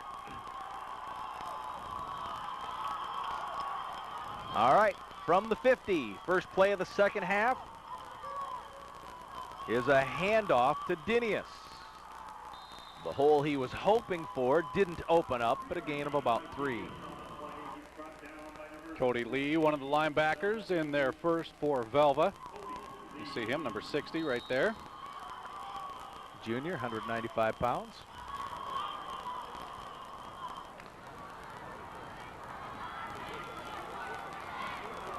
You're going to give him the extra yard to make it 2nd and 6.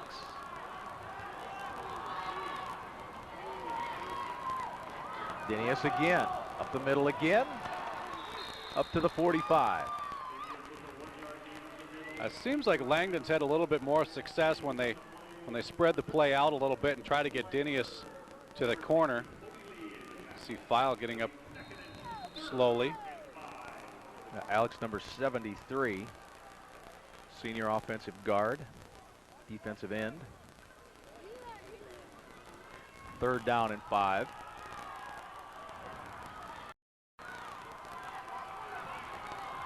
Schill is the high side guy. Dinius looking for a first down, needs to cross the 40, which he does. Not by much, about a yard, but it is a first down. Well, Beck, the quarterback on that play, became actually the lead blocker, and he laid a big one on Kittleson. You see the Aggie defense there, giving up more than 14 points just once all season. And especially when you're talking about the playoff games against Watford and the playoff game against Harvey, and you're not doing that, that's something special. Pitching a shutout so far. That's something the Cardinals would like to try to change right here to start the second half. Dinius working left side, tried to get outside, but nothing big out there. Austin Kittleson was around him. Weidler also in there on a tackle. Tell you, if you can go all game and not allow a big, long 30, 40, 50-yard touchdown run to Dinius, you've done something. Yeah, absolutely. He's capable of breaking it. We've seen him. Some of the highlights that we've had in the playoffs this postseason. He's pretty dangerous, deep threat. Beck will give to Dinius again, trying to follow Klein, his fullback, up to the 35. 3rd down and 5 will be coming up next after a gain of about 2. Crockett's playing a little more quarterback than I think we expected so far here today. But that's freeing some other options up, I think, for Langdon's offense to try to get Beck maybe back to a natural fullback position, a blocking position, or just in terms of carrying the ball as well. Beck will go shotgun here. Klein has an issue with his helmet, so we'll have to stop play here to get his helmet adjusted, and in fact Blake will go off to the sideline. That'll bring Crockett in. Looks like something may have broke. Chin strap. Yeah, so Crockett does come in now, and he'll get a new 25 seconds on a play clock. And probably changes what you want to do if you're Langdon as well. You take out Klein at 6'3", 185 pounds. You lose a big body in the backfield. Yeah, Beck goes to fullback. Crockett becomes your quarterback now.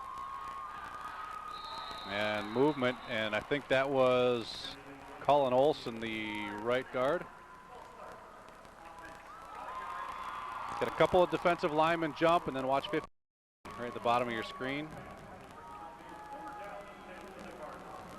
Just that little hop when you see the guys in blue across from you do a little twitch. Well, now you're 3rd and 11. But Klein's back in, though. He got his helmet fixed. Crockett stays in, and Ropel goes off. Crockett's now a wide out on the high side. Dinius in the slot, high side, 4 receivers. Dinius in motion, now back into the backfield. Fake the handoff. Under some big pressure. Shoe goes flying, and at first I thought it was the football that hopped out of there, but Beck is thrown for a loss. I think they wanted to get Dinius running a slant. I was watching that. Beck with the little fake here. Actually, Beck was looking to the left. Dinius was on the right, and they were giving him a lot of cushion, as you might expect. But again, a good surge by the defensive line. We talked about it at the half. Getting a lot of pressure and getting into the backfield quick and not allowing a whole lot of time for Langdon to do much of anything. Kittleson drops back in punt formation on 4th down and 16. This was a drive that started at the 50. Line of scrimmage is now at the 45. End over end punt will hit the turf. down to the 2-yard line. It's Crockett, or maybe the 3. We'll be back with Velva on offense, but about 97 yards between the Aggies and the end zone. But Velva leads at 14-0. We're in the third, 7:21 left. Even good kids can sometimes be bad drivers. That's why the North Dakota Farm Bureau developed a reward program for teen drivers. The Route 1000 Safe Driving Program rewards teens who maintain a good driving record with no accidents or violations for 1,000 days with a $1,000 savings bond. Contact your local Farm Bureau or go to Route1000.com for details. Farm Bureau, driving safety home for teens.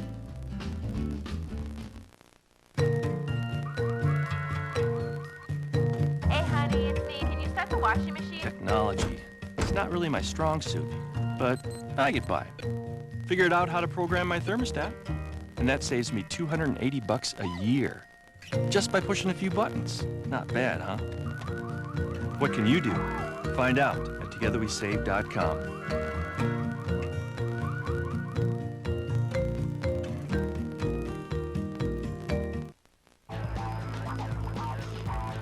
Well, the good punt by the Cardinals gives the Aggies a 1st and 10, way back on their own 3-yard line. Garrett Weibel is the center. Left, that's Craig, Niebuhr, and Podol. And a handoff to Weiss, trying to gain a little breathing room, and he got about 2 yards to the 5.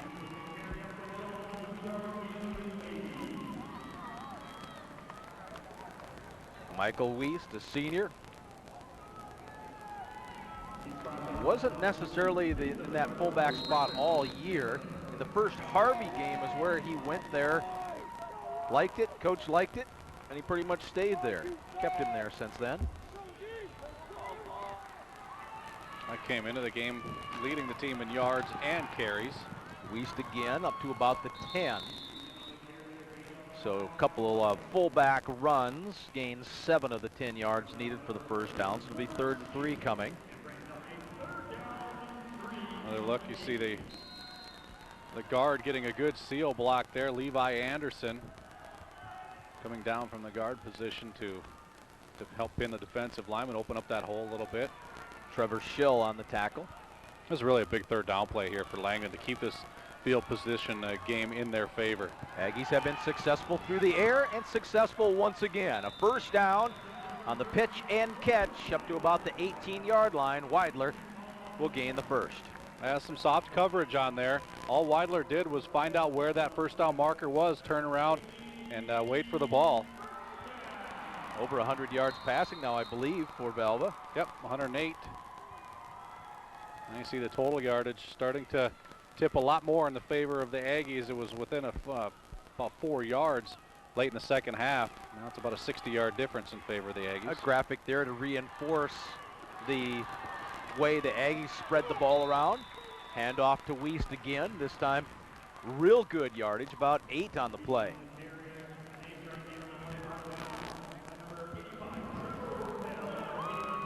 That's when you can tell when your offensive line is beginning to gain a little bit more grasp. When plays that are designed to get 2 or 3 start to get 6, 7, 8. Well, that's what you talked about in the first half, making everything positive, because those 2 and 3 yard gains turn into 5, 6, 7 yard gains when you start wearing down that defensive line. Well, when you're running the fullback, you're saying, we'll try to wear you down. And here's another 1st down here for Michael Weist. He's been the guy running the ball pretty much ever since Aggies took over from their own 3. And no matter how this drive ends up, it's already a pretty good one. You get backed up into your own end zone at the 3-yard line, and you've already picked up 30 yards and got yourself a lot of breathing room and started to turn that field position game the other way again. 32-yard line's the line of scrimmage.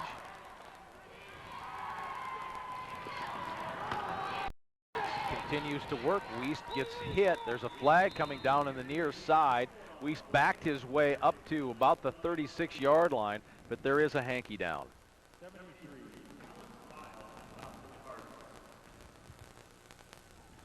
Official just noticed that. Asking for the Cardinals captain, so it'll go against Velva. Illegal formation, not enough men on the line. Offense, 5 yards, still first down. You need to have 7.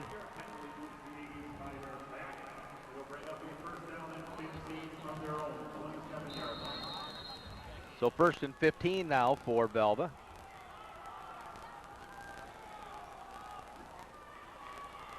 Larry talking to his son about what play that'll come in. He's only got about 7 seconds left on the play clock now, so here's a Velva timeout. So timeout with 4:31 left to play in the 3rd.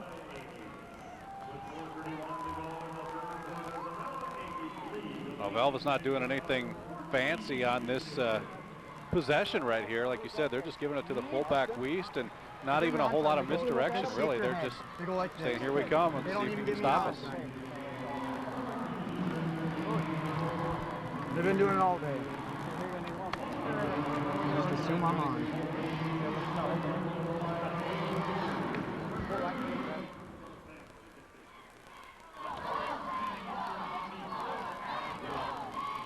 Well, it certainly has been true in the Dakota Bowl this decade. Well, so far in the first 2.5 quarters. 14, a touchdown in each one of the quarters in the first half for Velva. Weibel added the extra point both times. And after that timeout, it's a 1st and 15 situation.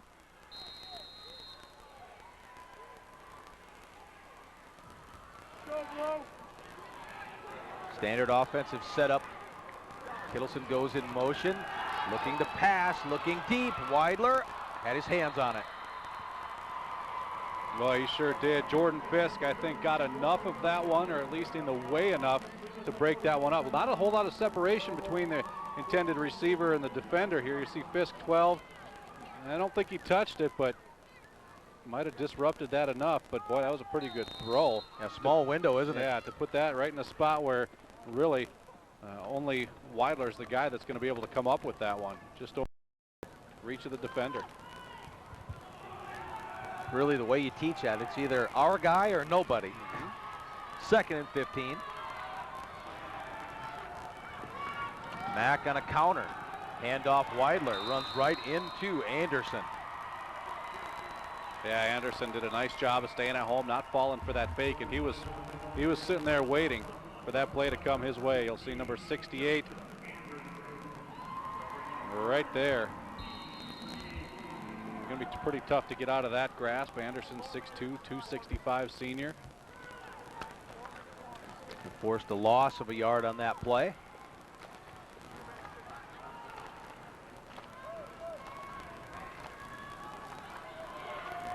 Third down now from Mack. Yep, 3rd and 16.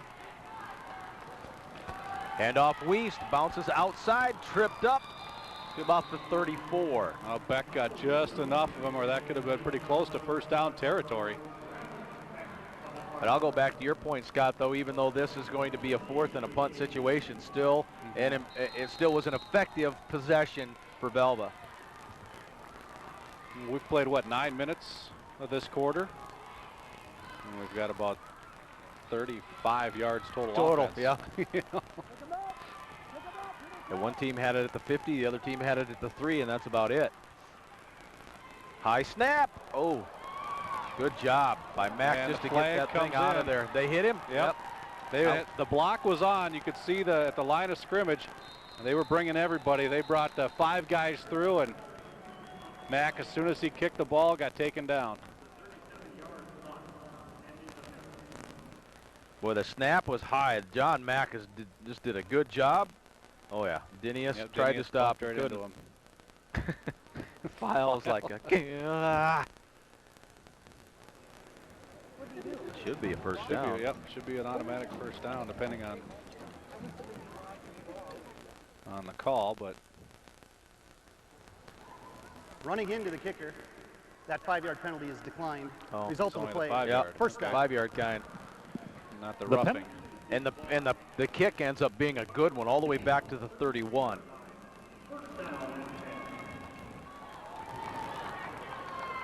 So the Cardinals take over from their own 31. Well, so just the 30 yards that they gain on that, able to tilt the field position again. And, you know, the punt definitely helped, but backing Langdon up now, making that field a lot longer. Can you go right back to Langdon Munich and go, guys, we're one play away from being, into this game. Yep. Out on the far side. And Coach Delabar upset about some of the personnel that was in there or the confusion. Well, we'll take a break as Coach Delabar talks about it. 2:52 left to play in the third. Velva still leading 14-0. Great season on the gridiron. Your superb play and attitude has translated into great success on the football field this year. Here's a pat on the back from everyone at RTC. You've made us proud. As a local provider of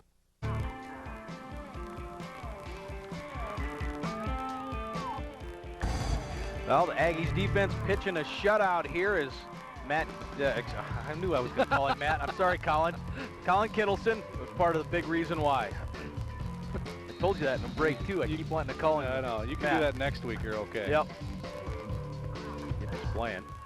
Not true. Dinius works his way through a few bodies, bouncing off up to about the 35-yard line. Give him 4.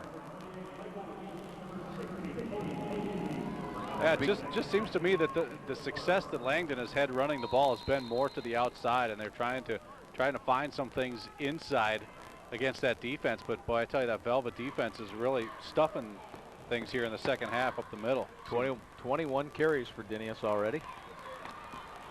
He'll get to his average today, it looks like, which is 31.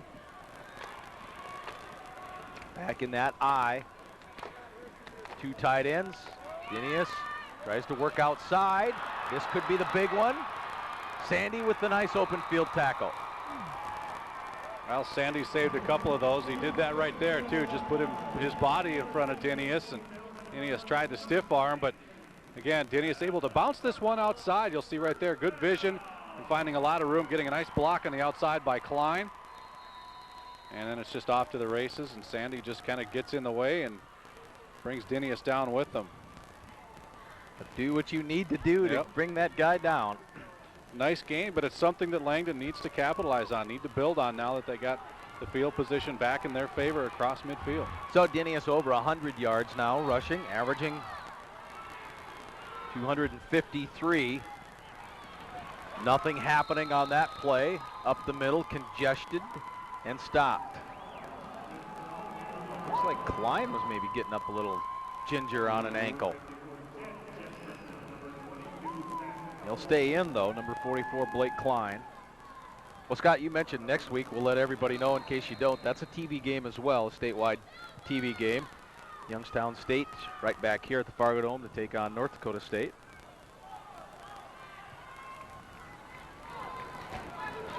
NDSU at Indiana State tomorrow. A game you would hope they would win. You would think they would win, and it's been a pretty disappointing season for NDSU. End of the third, handoff Dinius. Does he get enough second wind to break it open? No, but he did get a positive yard out of the play maybe. And he was hit. Boy, I tell you, Velva is hitting him early in the play, in the backfield. Yeah, just check out how many times he has to bounce off a tackler. He's got one right there in Jesperson. Another one there in Lee, it looked like. Yeah, and then Wiest is around the ankle. And it's for a net of maybe a yard. Yeah, maybe. To do a lot of work just to pick up those yards inside. From the 46. It's a fake here. Crockett will pass it out. The flat has a man. That's Klein. Klein has a first down and ends up getting inside the 30. Wow, it was a pretty pass right there by Crockett. Left-hander rolling left this time, and he put it just over a couple of defenders in the spot where Klein, look at that, just over the outstretched hands of a couple different defenders. Klein able to make a big gain out of it, but here they come now nearing the red zone. Won't get a play off here in the third quarter. So we'll start the fourth At the 29-yard line, Langdon Munich driving, trailing by 14. We'll be right back. This is the Class A championship game, part of Dakota Bowl. Well, in many ways, Scott, the theme of this second half has been important drive for Langdon Munich. They're on one of those. And I don't know if they've got inside Velva's 20 yet today. I can remember a drive that got to the 20. But I don't know if they've gotten farther than that, and it's that bend but don't break that we've talked about that Velva has been very good at defensively. Crockett at quarterback, 1st and 10, 29-yard line, first play, fourth quarter, down by 2 touchdowns. Pitch out to Dinius. Beck trying to get there to throw an open block. Dinius strings it enough to gain about 3, but Velva strings it enough to not let him break free. And that's where Langdon's had the success, but I think you're right. Velva did a great job of stringing that one out. He's got a couple blockers in front. Beck is in front. Also had Cullen Olson pulling from his guard position. He's got the linebacker Cody Lee out there helping make the stop. John Mack. 2nd down and 7 from the 26, not quite to the 25-yard line. It's Klein in the slot to the left now. Not really slot, a wing. He's in a blocking position right there. Diving for the first down, Dinius. Inside the 20. And my memory's right. I think that's the first time they've been this deep. So in the red zone, and Langdon's got to put some points on the board on this drive, I think. There's still almost a full quarter left, but got to put some points up on here, I think, while you're this deep, and this is the best chance you've had so far in this game. And you still need 2 scores in this game. Got to get one of them right here, I think. From the eye. Just going to guess Dinius is running it again. There he goes, right side this time, and cut down at about the 16-yard line. Lost his helmet on the end of that play. But Dinius in the mid-20s now in terms just of carries. Certainly a guy that does an awful lot of work for this football team.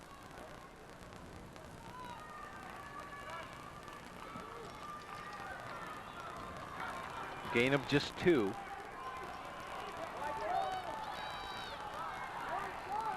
Boy, a touchdown just changes the complexion of this game big time. Little mix-up in the backfield. And Beck did finally get the ball, but he goes backwards to about the original line of scrimmage. Yeah, some confusion there, I think, between Crockett and Beck. Get another look at it as Crockett just kind of ran into Beck, and Beck did, I think, a great job of just holding on to that ball and going to the ground and not trying to make something else out of that and just kind of finishing that play where it is. So 3rd and 11.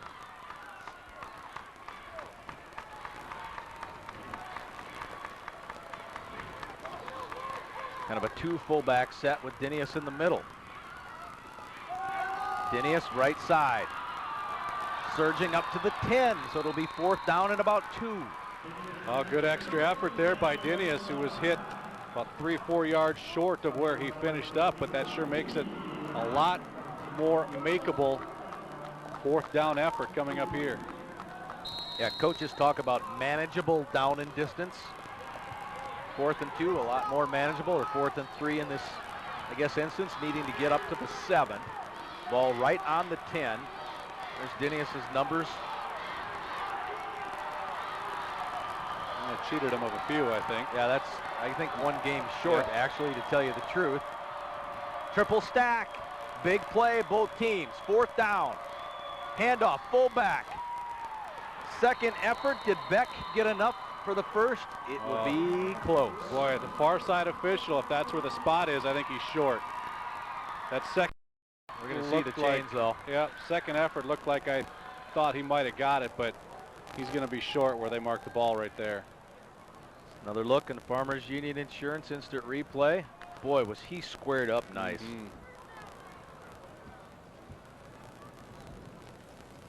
It's short. Inside the red zone. Turned over on downs again. Velva's defense continues to keep the Cardinals out of the end zone. Beck pleading his case. He thought he got that extra effort and extra yard on that lean, but to no avail. Now, if you're Langdon, you need a stop and a relatively quick one, because the way Velva's been taking care of the ball, they could run off a big chunk of clock here by keeping it on the ground. And a handoff to Michael Wiest has been the effective play here in the third quarter. There's a handoff to Wiest. This time getting outside. Wiest trips up across the 20. He has the first down, but for a moment it looked like that one might have went. Yeah, Beck makes the tackle on that play, but some good blocking up front. See Beck springing off his block, but he's got to chase Wiest down 10 more yards before he can catch up to him. And that gives Velva a lot of breathing room now as they get it passed across the 20-yard line. Yeah, one play and you're already away from the shadow of your own end zone.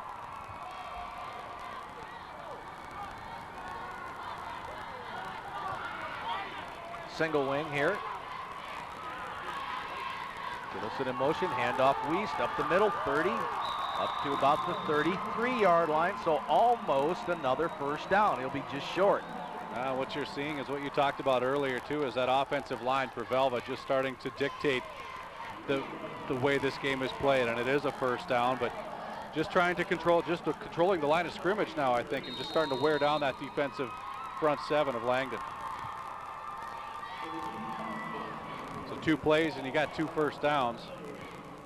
Yeah, when you watch the game of football, you follow the ball, but football is dictated by the guys who don't have it, really, that determine the outcome of it.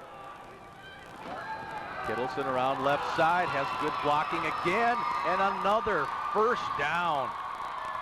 It is some punishing blocking going on right now by the Aggies. Yeah, and that's what we've seen over the years by this program. Boy, by the time fourth quarter comes around, they just dictate their will on opposing teams, and they are doing that here in the second half.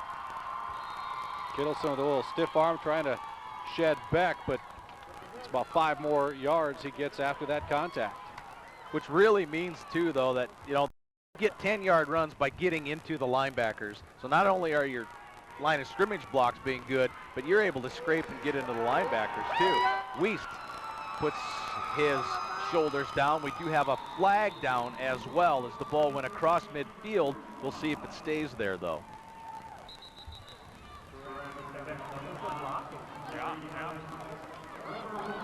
It's against Velva. Larry Sandy is out on the field asking for an explanation, I believe.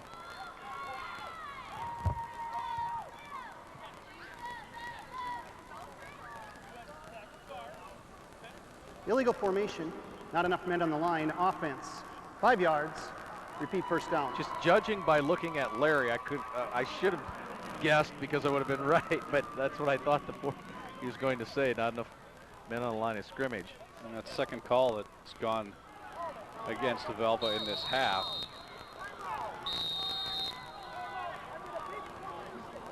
And now Coach Sandy was going to call a timeout. And I think that's more just to kind of get an explanation with the official and say, here's what we're doing. Here's the play. 1, 2, Why are 3. you calling it this way? You see the numbers for Wiest. A big chunk of those yards come here in the second half. In fact, 60 of them in the second half. And both sides will insist they're right. Well, it's a play that might have to scrap, I think, here if they're going to get that called on them. That's so out of the break. It'll be 1st and 15 as the ball goes back to the 39.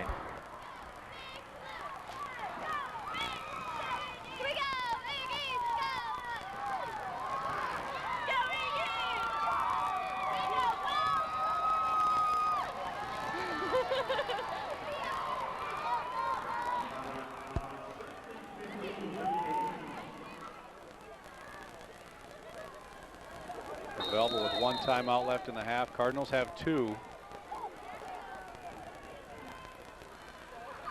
So on the 1st and 15. Weidler in motion, near side, big hole again for Wiest, and he's got a chance to go 61 yards. Michael Wiest out of the timeout, touchdown Velva.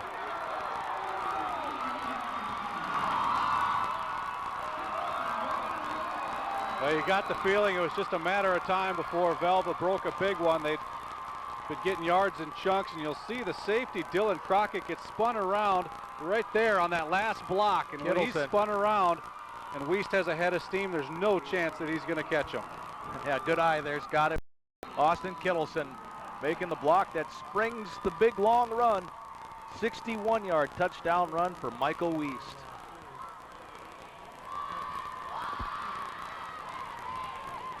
And now Langdon Munich is in big trouble.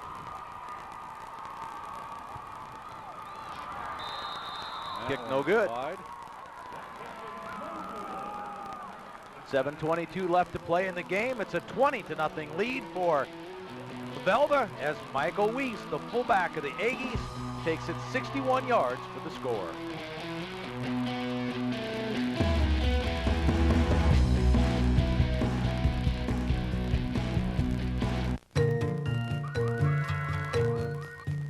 Hey honey, it's me. Can you start the washing machine? Technology. It's not really my strong suit, but I get by.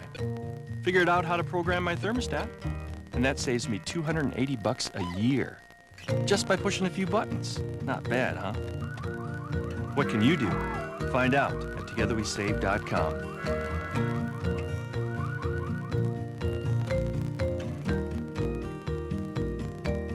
Congratulations to the Velva Aggies football team on a great year. Congratulations to the players, coaches, cheerleaders, and fans. You marched through the regular season with a perfect record and a berth in the championship game. Here's wishing you the best and congrats on a great season from everyone at ADM. Farmers Union Oil, Velva, Butte, Drake, and Martin. It's time for the Farmers Union Insurance Fan Cam. Farmers Union Insurance, premier partner of the North Dakota High School Activities Association.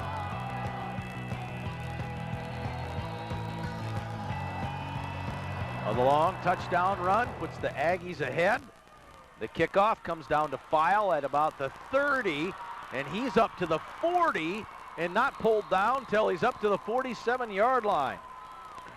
Well, he's running that like you would not expect a guard to be running. Nice return by File.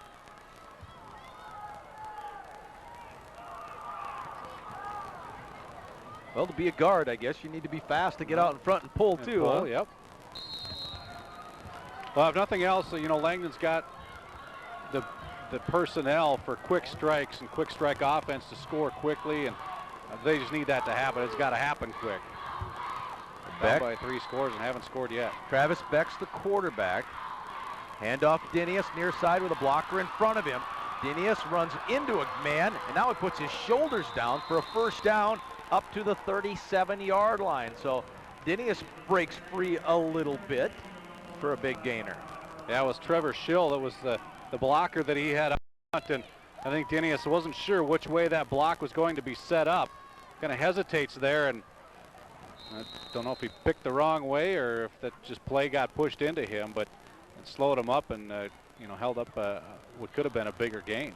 Josh Sandy's made a few tackles from his back, but he's made those tackles. Yeah. That's his job. Bring him down. He's playing free safety. Looking to pass deep. Crockett, did he catch up to the ball? Yes, there's a flag back here, but a nice diving catch made by Dylan Crockett. Langdon players are shaking their heads and walking back to the line of scrimmage. That's exactly where the flag is. Yep, ineligible downfield. It's a loss of down too, isn't it, in high school? I don't know.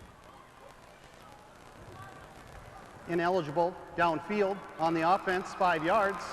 Repeat first down. Just the 5 yards, but that takes away an awful big play. Yeah, so you're back at about around the 42 instead of the 22.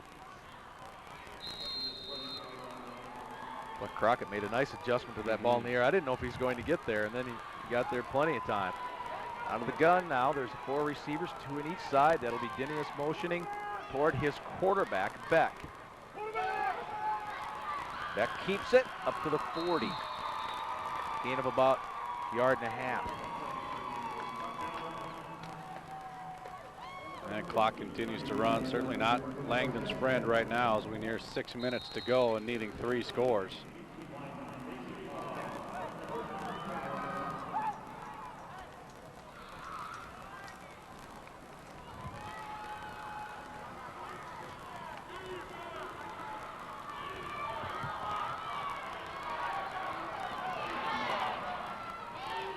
Like Dinius will hang out in the backfield with Beck.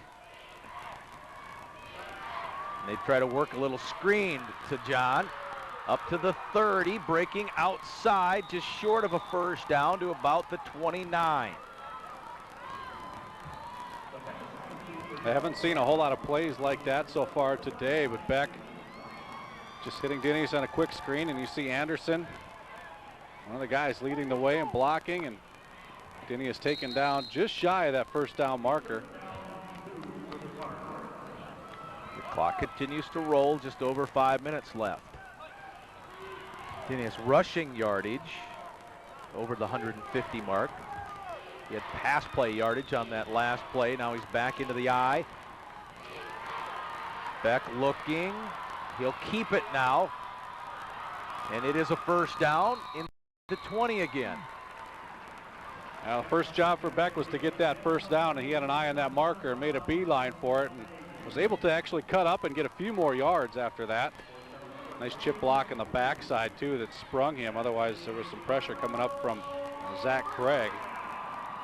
You look at Dinius and the yards that he has, 150-plus yards in this game, and you'll say, man, he had a pretty good game, but I'd say that Velva's held him in check, and it's kind of hard to say that they've held a guy in check with 150 yards, but I think they've done a really good job. Well, we're in that part of the field so far today where Cardinal drives have come to an end. Inside that red zone, inside the 20. Dinius trying wide near side now. He squares up to the 10, inside the 10, and a first down. First and goal coming now for Langdon Munich. Deepest penetration of the game so far for Langdon. Need to make this count, and play that we've seen. That inside handoff to Dinius, and what that does is it gets him out in space and lets him kind of pick and choose and find the gaps. And that's where they've been pretty successful. Middleton runs him down from behind, but we're at the 8-yard line.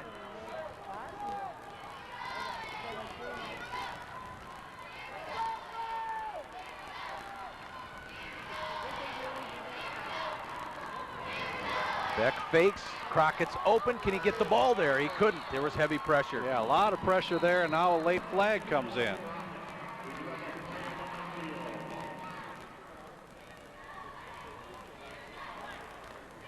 And this is against the Cardinals. It could be big. They're again, the line backwards. Was the 8. Dead ball. Personal foul. 15 yards. 15 yards. Second down.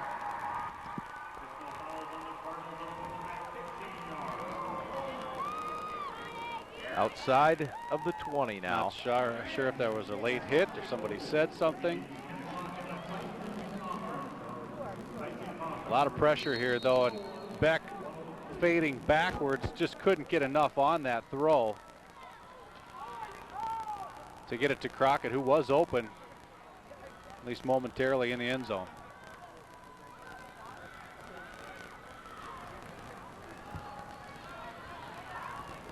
It's still, you need a touchdown for the first down. Now Langdon Munich is not on the same page offensively. The ball's way back in the 23.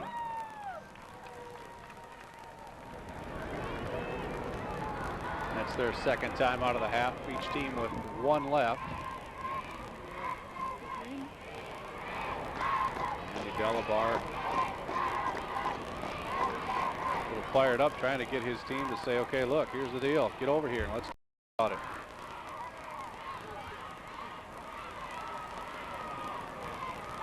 Well, once Langdon Munich, if it plays out as the game has gone so far, and you take a look at the stat sheet, take a look at the penalties column, you're going to go, ooh. Yeah, that was Ouch. a big one right there. Losing 15 yards when you're inside the 10 is that's a tough one to take. Yep, 2nd and goal from the 23. 1 timeout left for each team. The Velva up by 20 points in this Class A championship game. And this is 2nd goal, remember, too. Yep, Crockett, the quarterback. He's passed well, rolling to his left. Here he drops straight back, looking to his left, firing it downfield, and it is intercepted. Intercepted by John Mack.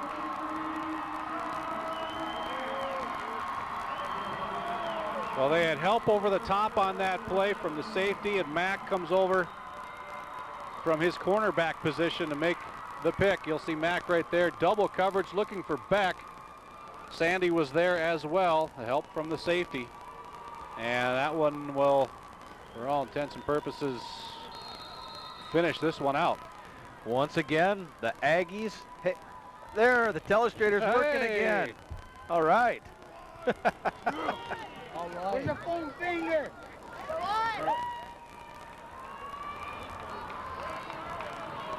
Well, they brought the right sign to the game, didn't they?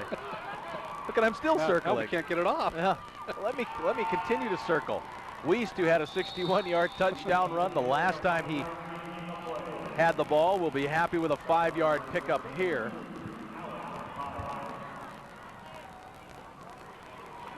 Yeah, he'd be happy with 5 or 6 of those, and that will wrap this one up. You know, Velva's offensive line has done just such a fine job again in this game, and I'll go back to a kid we brought up earlier, Scott, but an individual who's not able to play in this game will do it after the snap. 2nd down, and we'll call it 5.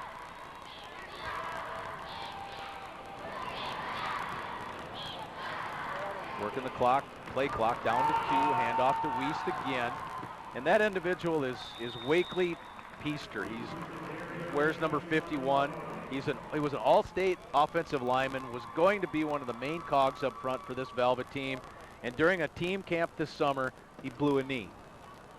Well, as bad and as sad as that was, Peaster's absence actually, in a way, helped develop depth because the kids knew that they would have to improve to try to fill a spot for an all-state kid, which obviously Velva has done.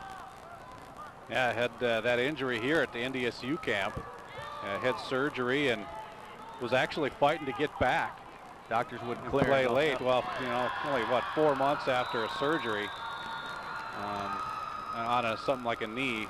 You're not going to allow him. He's in uniform down there. You can see him on the sideline and getting some hugs from some of his teammates down there right now. Turf monster bit Wiest right there a little bit. His teammates might rib him on that one a little bit, but you can do that when you're ahead by 20 and you're just picked up a 1st down on the run, no matter who tackled you, whether it was yourself. Or the 39-yard line. Michael up to 170 yards, 2 touchdowns, 5-yard touchdown and a 61-yard touchdown on the ground.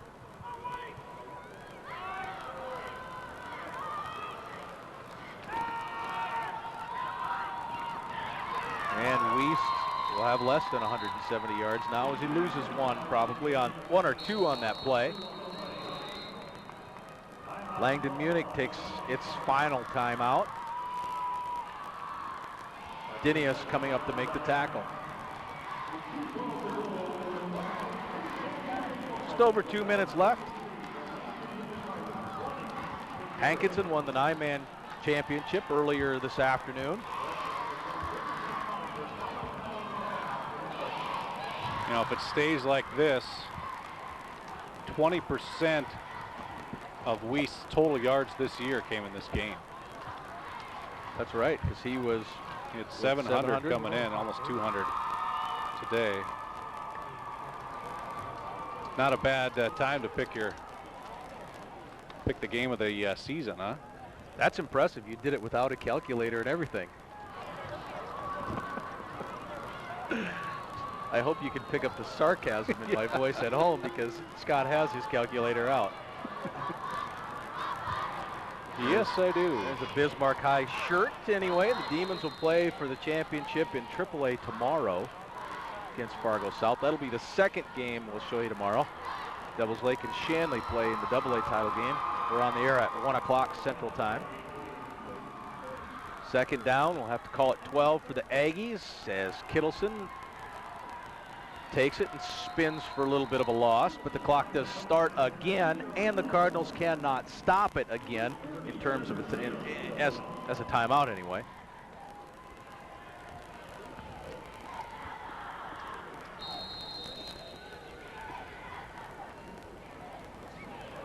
This will be what, the 7th championship this decade? Yep. For Velva. 8 out of 13 since they went to a 4-class system. Yep, back in '97 was a championship win as well.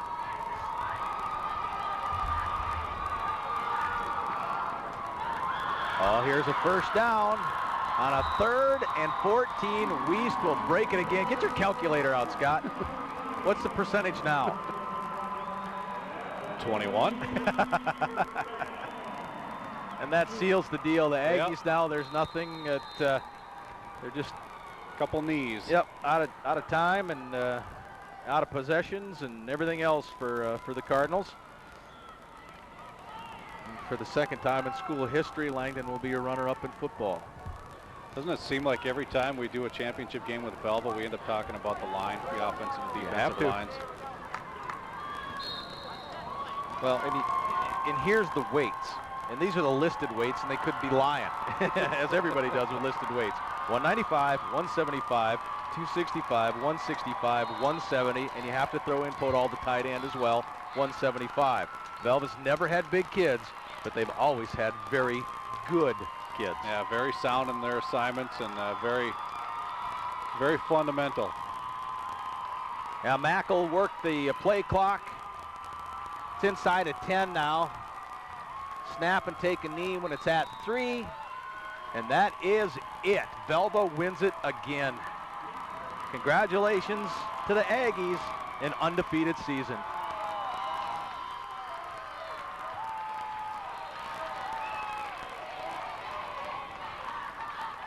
Well, we mentioned had to beat some pretty good teams to get here. Beat Harvey twice. Harvey, the 5th-ranked team at state. Always a great game when those two hook up. And then Watford City knocking them off.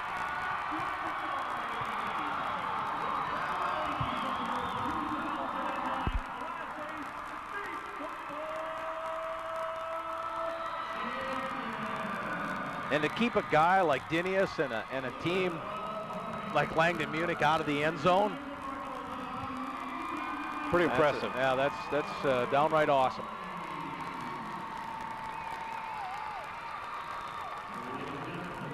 All you have to do is survive the region up there, and Yeah, you win a state title. all, huh? That's all you got to do.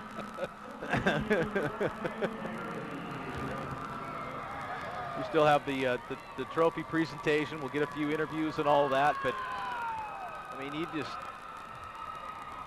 need a bigger thesaurus to start talking about what Velva and the program and what Coach Sandy and everyone has done up there.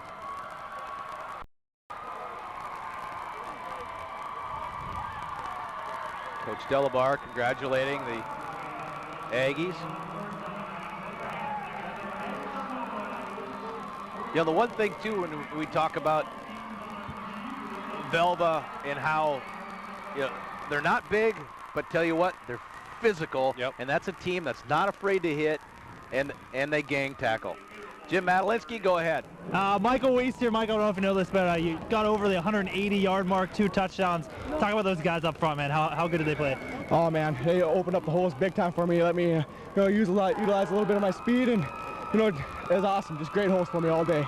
You were freshmen last time. You guys got to watch when you guys won that last state title. How good does it feel as a senior come in, get 1 state title for yourself? Oh, it feels so much better, I was talking to my brothers, and they were making fun of me if I'd have lost this one, then I would have been the only one to not win 2, so I had to go get one. A little about this team, these 9 seniors. You guys have been such great leaders for this program. What's it like to get this win? We started at the beginning of the year. We wanted to get here. That's our goal, and we just kept on everybody working hard in practice every day. Just keep it going every day. You know, watching you run today, it seemed like the only thing that brought you down was the turf on that last throw run. Talk about your effort. How happy are you with the way you ran today? You know, I thought I did pretty well today, but I'm giving all my credit to the guys up front. It's all to them, all up to them. All right, Michael, go ahead and enjoy it. Thanks. All right, Bill, over to you. All right, thank you, Jim. Here with John Dinius, who just finished up a great high school career. John, talk about what it feels. You go down 20-0, but you made it all the way to the state championship game. Well, it's tough to lose this one, but we had a great year, so. Talk about Velva. Have you dealt with a team in your career that hit this hard, that was this physical and this hard to move the ball against? Well, we moved the ball pretty well. We just couldn't punch it in, but these guys are a great team, so.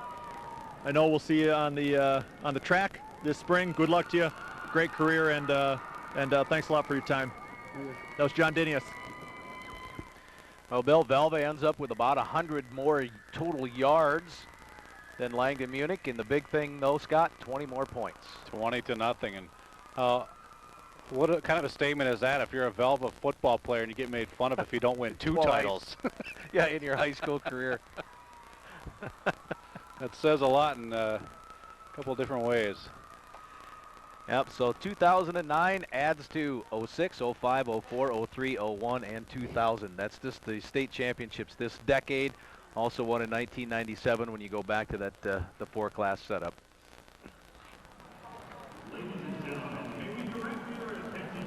Football field for the 2009 Class A Championship Postgame Awards ceremonies.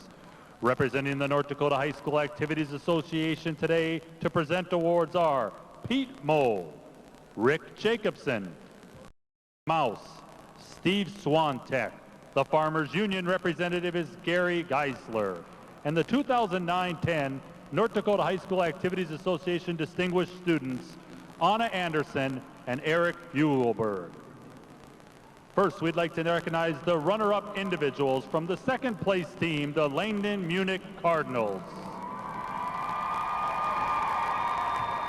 The cheerleaders, Gretchen Lumen,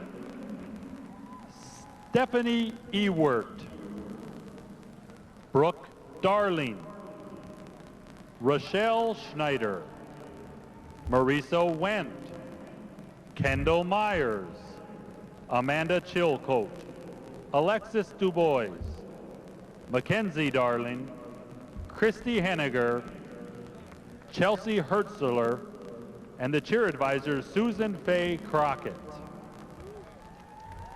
Statisticians for the Cardinals were Alistair Crockett and Taylor Everson. The players. Number 10, Connor Broughton. Number 12, Jordan Fisk. Number 15, Dylan Crockett. Number 18, Jace Roy. Number 20, John Dinius. 22, Nicholas Kohler. 25, Zanos Lone Wolf. 27, Coulter Pritchard. 30, Trevor Scheel. Number 40, Colton Agnes. 43, Nicholas Roy. Number 44, Blake Klein. Number 45, Travis Beck. Number 51, Aaron Gorodot. 53, Colin Olson. Number 56, Griffin Zimmer. Number 58, Austin Winegi. 61, Corbin Gage. 62, Warren Mack. 65, Michael Geeson. 66, Garth Fetch.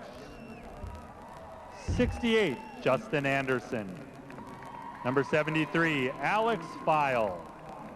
78, Larry Nichols. Number 81, Jesse Economy.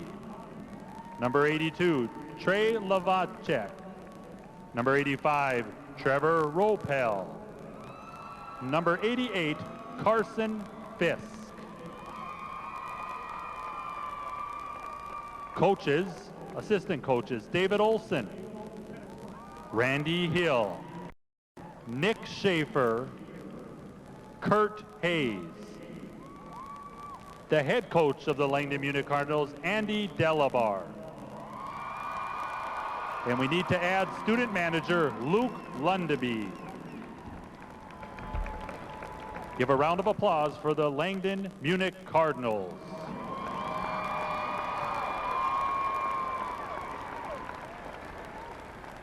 Now for the Velva-Aggies. Cheerleaders, J.C. Ossett, Camilla Keller, Leah Mack, Caitlin Feist, Emily Halverson, Addie Weeks, Olivia Keller, Trisha Johnson, Kylie Mint, Aaron O'Shea, and your cheer advisor is Deanne Johnson.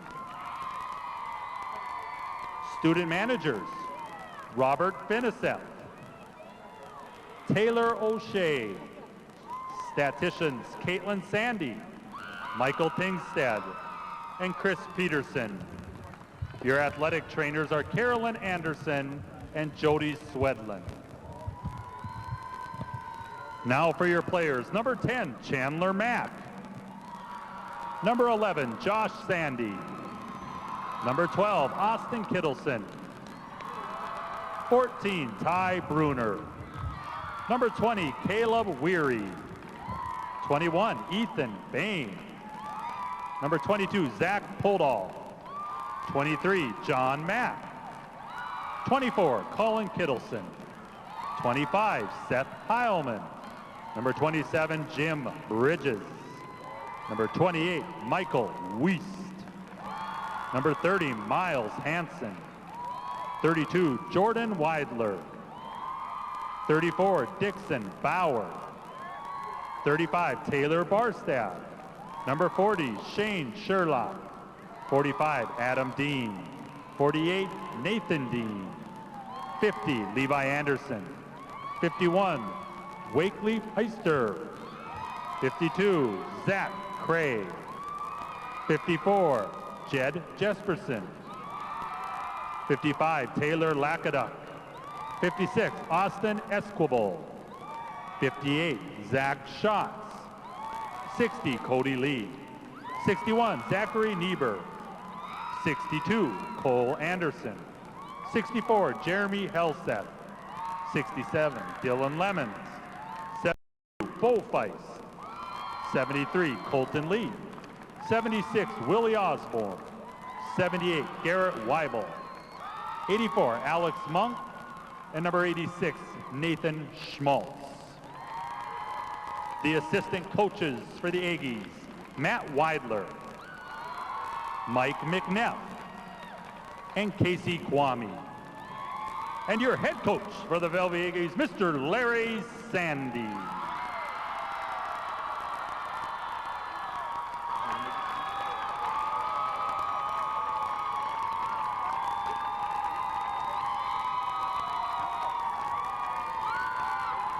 The North Dakota High School Coaches Association Awards will now be presented.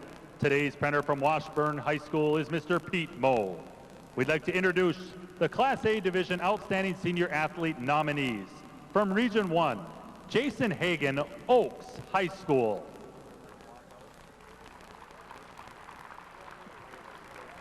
Travis Beck, Langdon Area High School.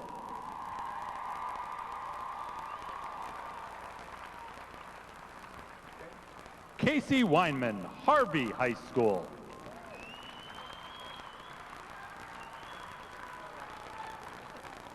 And Bailey Carr from Hazen High School.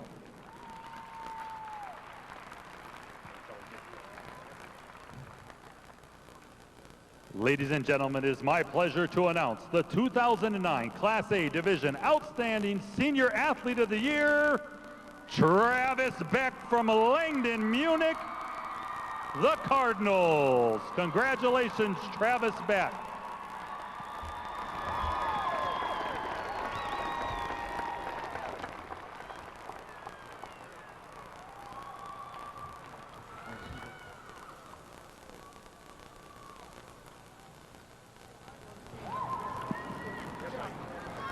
The North Dakota High School Coaches Association would also like to present the North Dakota Class A Division Coach of the Year. The Class A Coach of the Year from Region 4 and Langdon Munich High School, Andrew Delabar. Congratulations, Coach Delabar.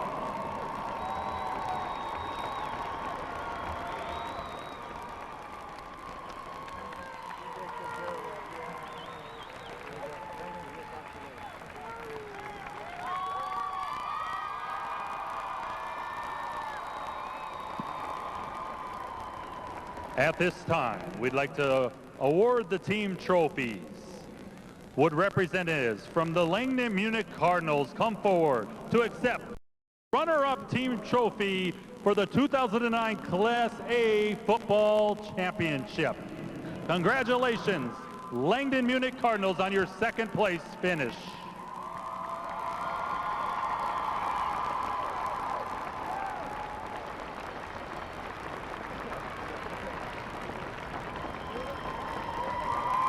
Let's give a round of applause for the Langdon Munich Cardinals.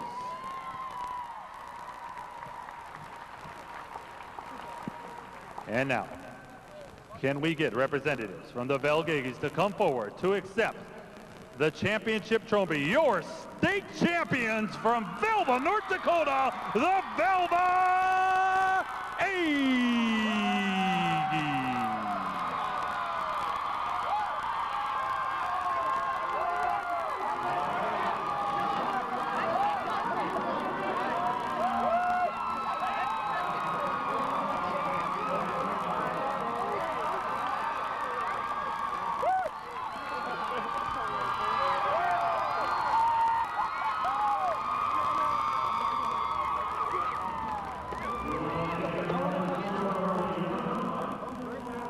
Saw that young man we were talking about, Scott, out there, number 51, Wakely Feaster, in his street clothes out there accepting the championship trophy with the other seniors on this Velva Aggie team. There is Wakely right there, an all-stater last year, so congratulations to him, the Aggies. And it was kind of a tale of two halves. In the first half, Velva was able to get the ball going through the air with 99 yards and 11 of 14, I think Mac was. And then in the second half, it was fullback time when Michael Wiest ended up with 140 yards in the second half rushing alone. So through the air in the first and pound your way to a championship in the second. Well, they found something at the halftime, adjustments that they must have liked. And Mr. Wiest got a heavy dose of the football in the second half, and that certainly paid off and helped develop it to a championship. We have one more break to take here on NBC North Dakota Sports. Our Class A champions, the Velva-Aggies. We'll be right back.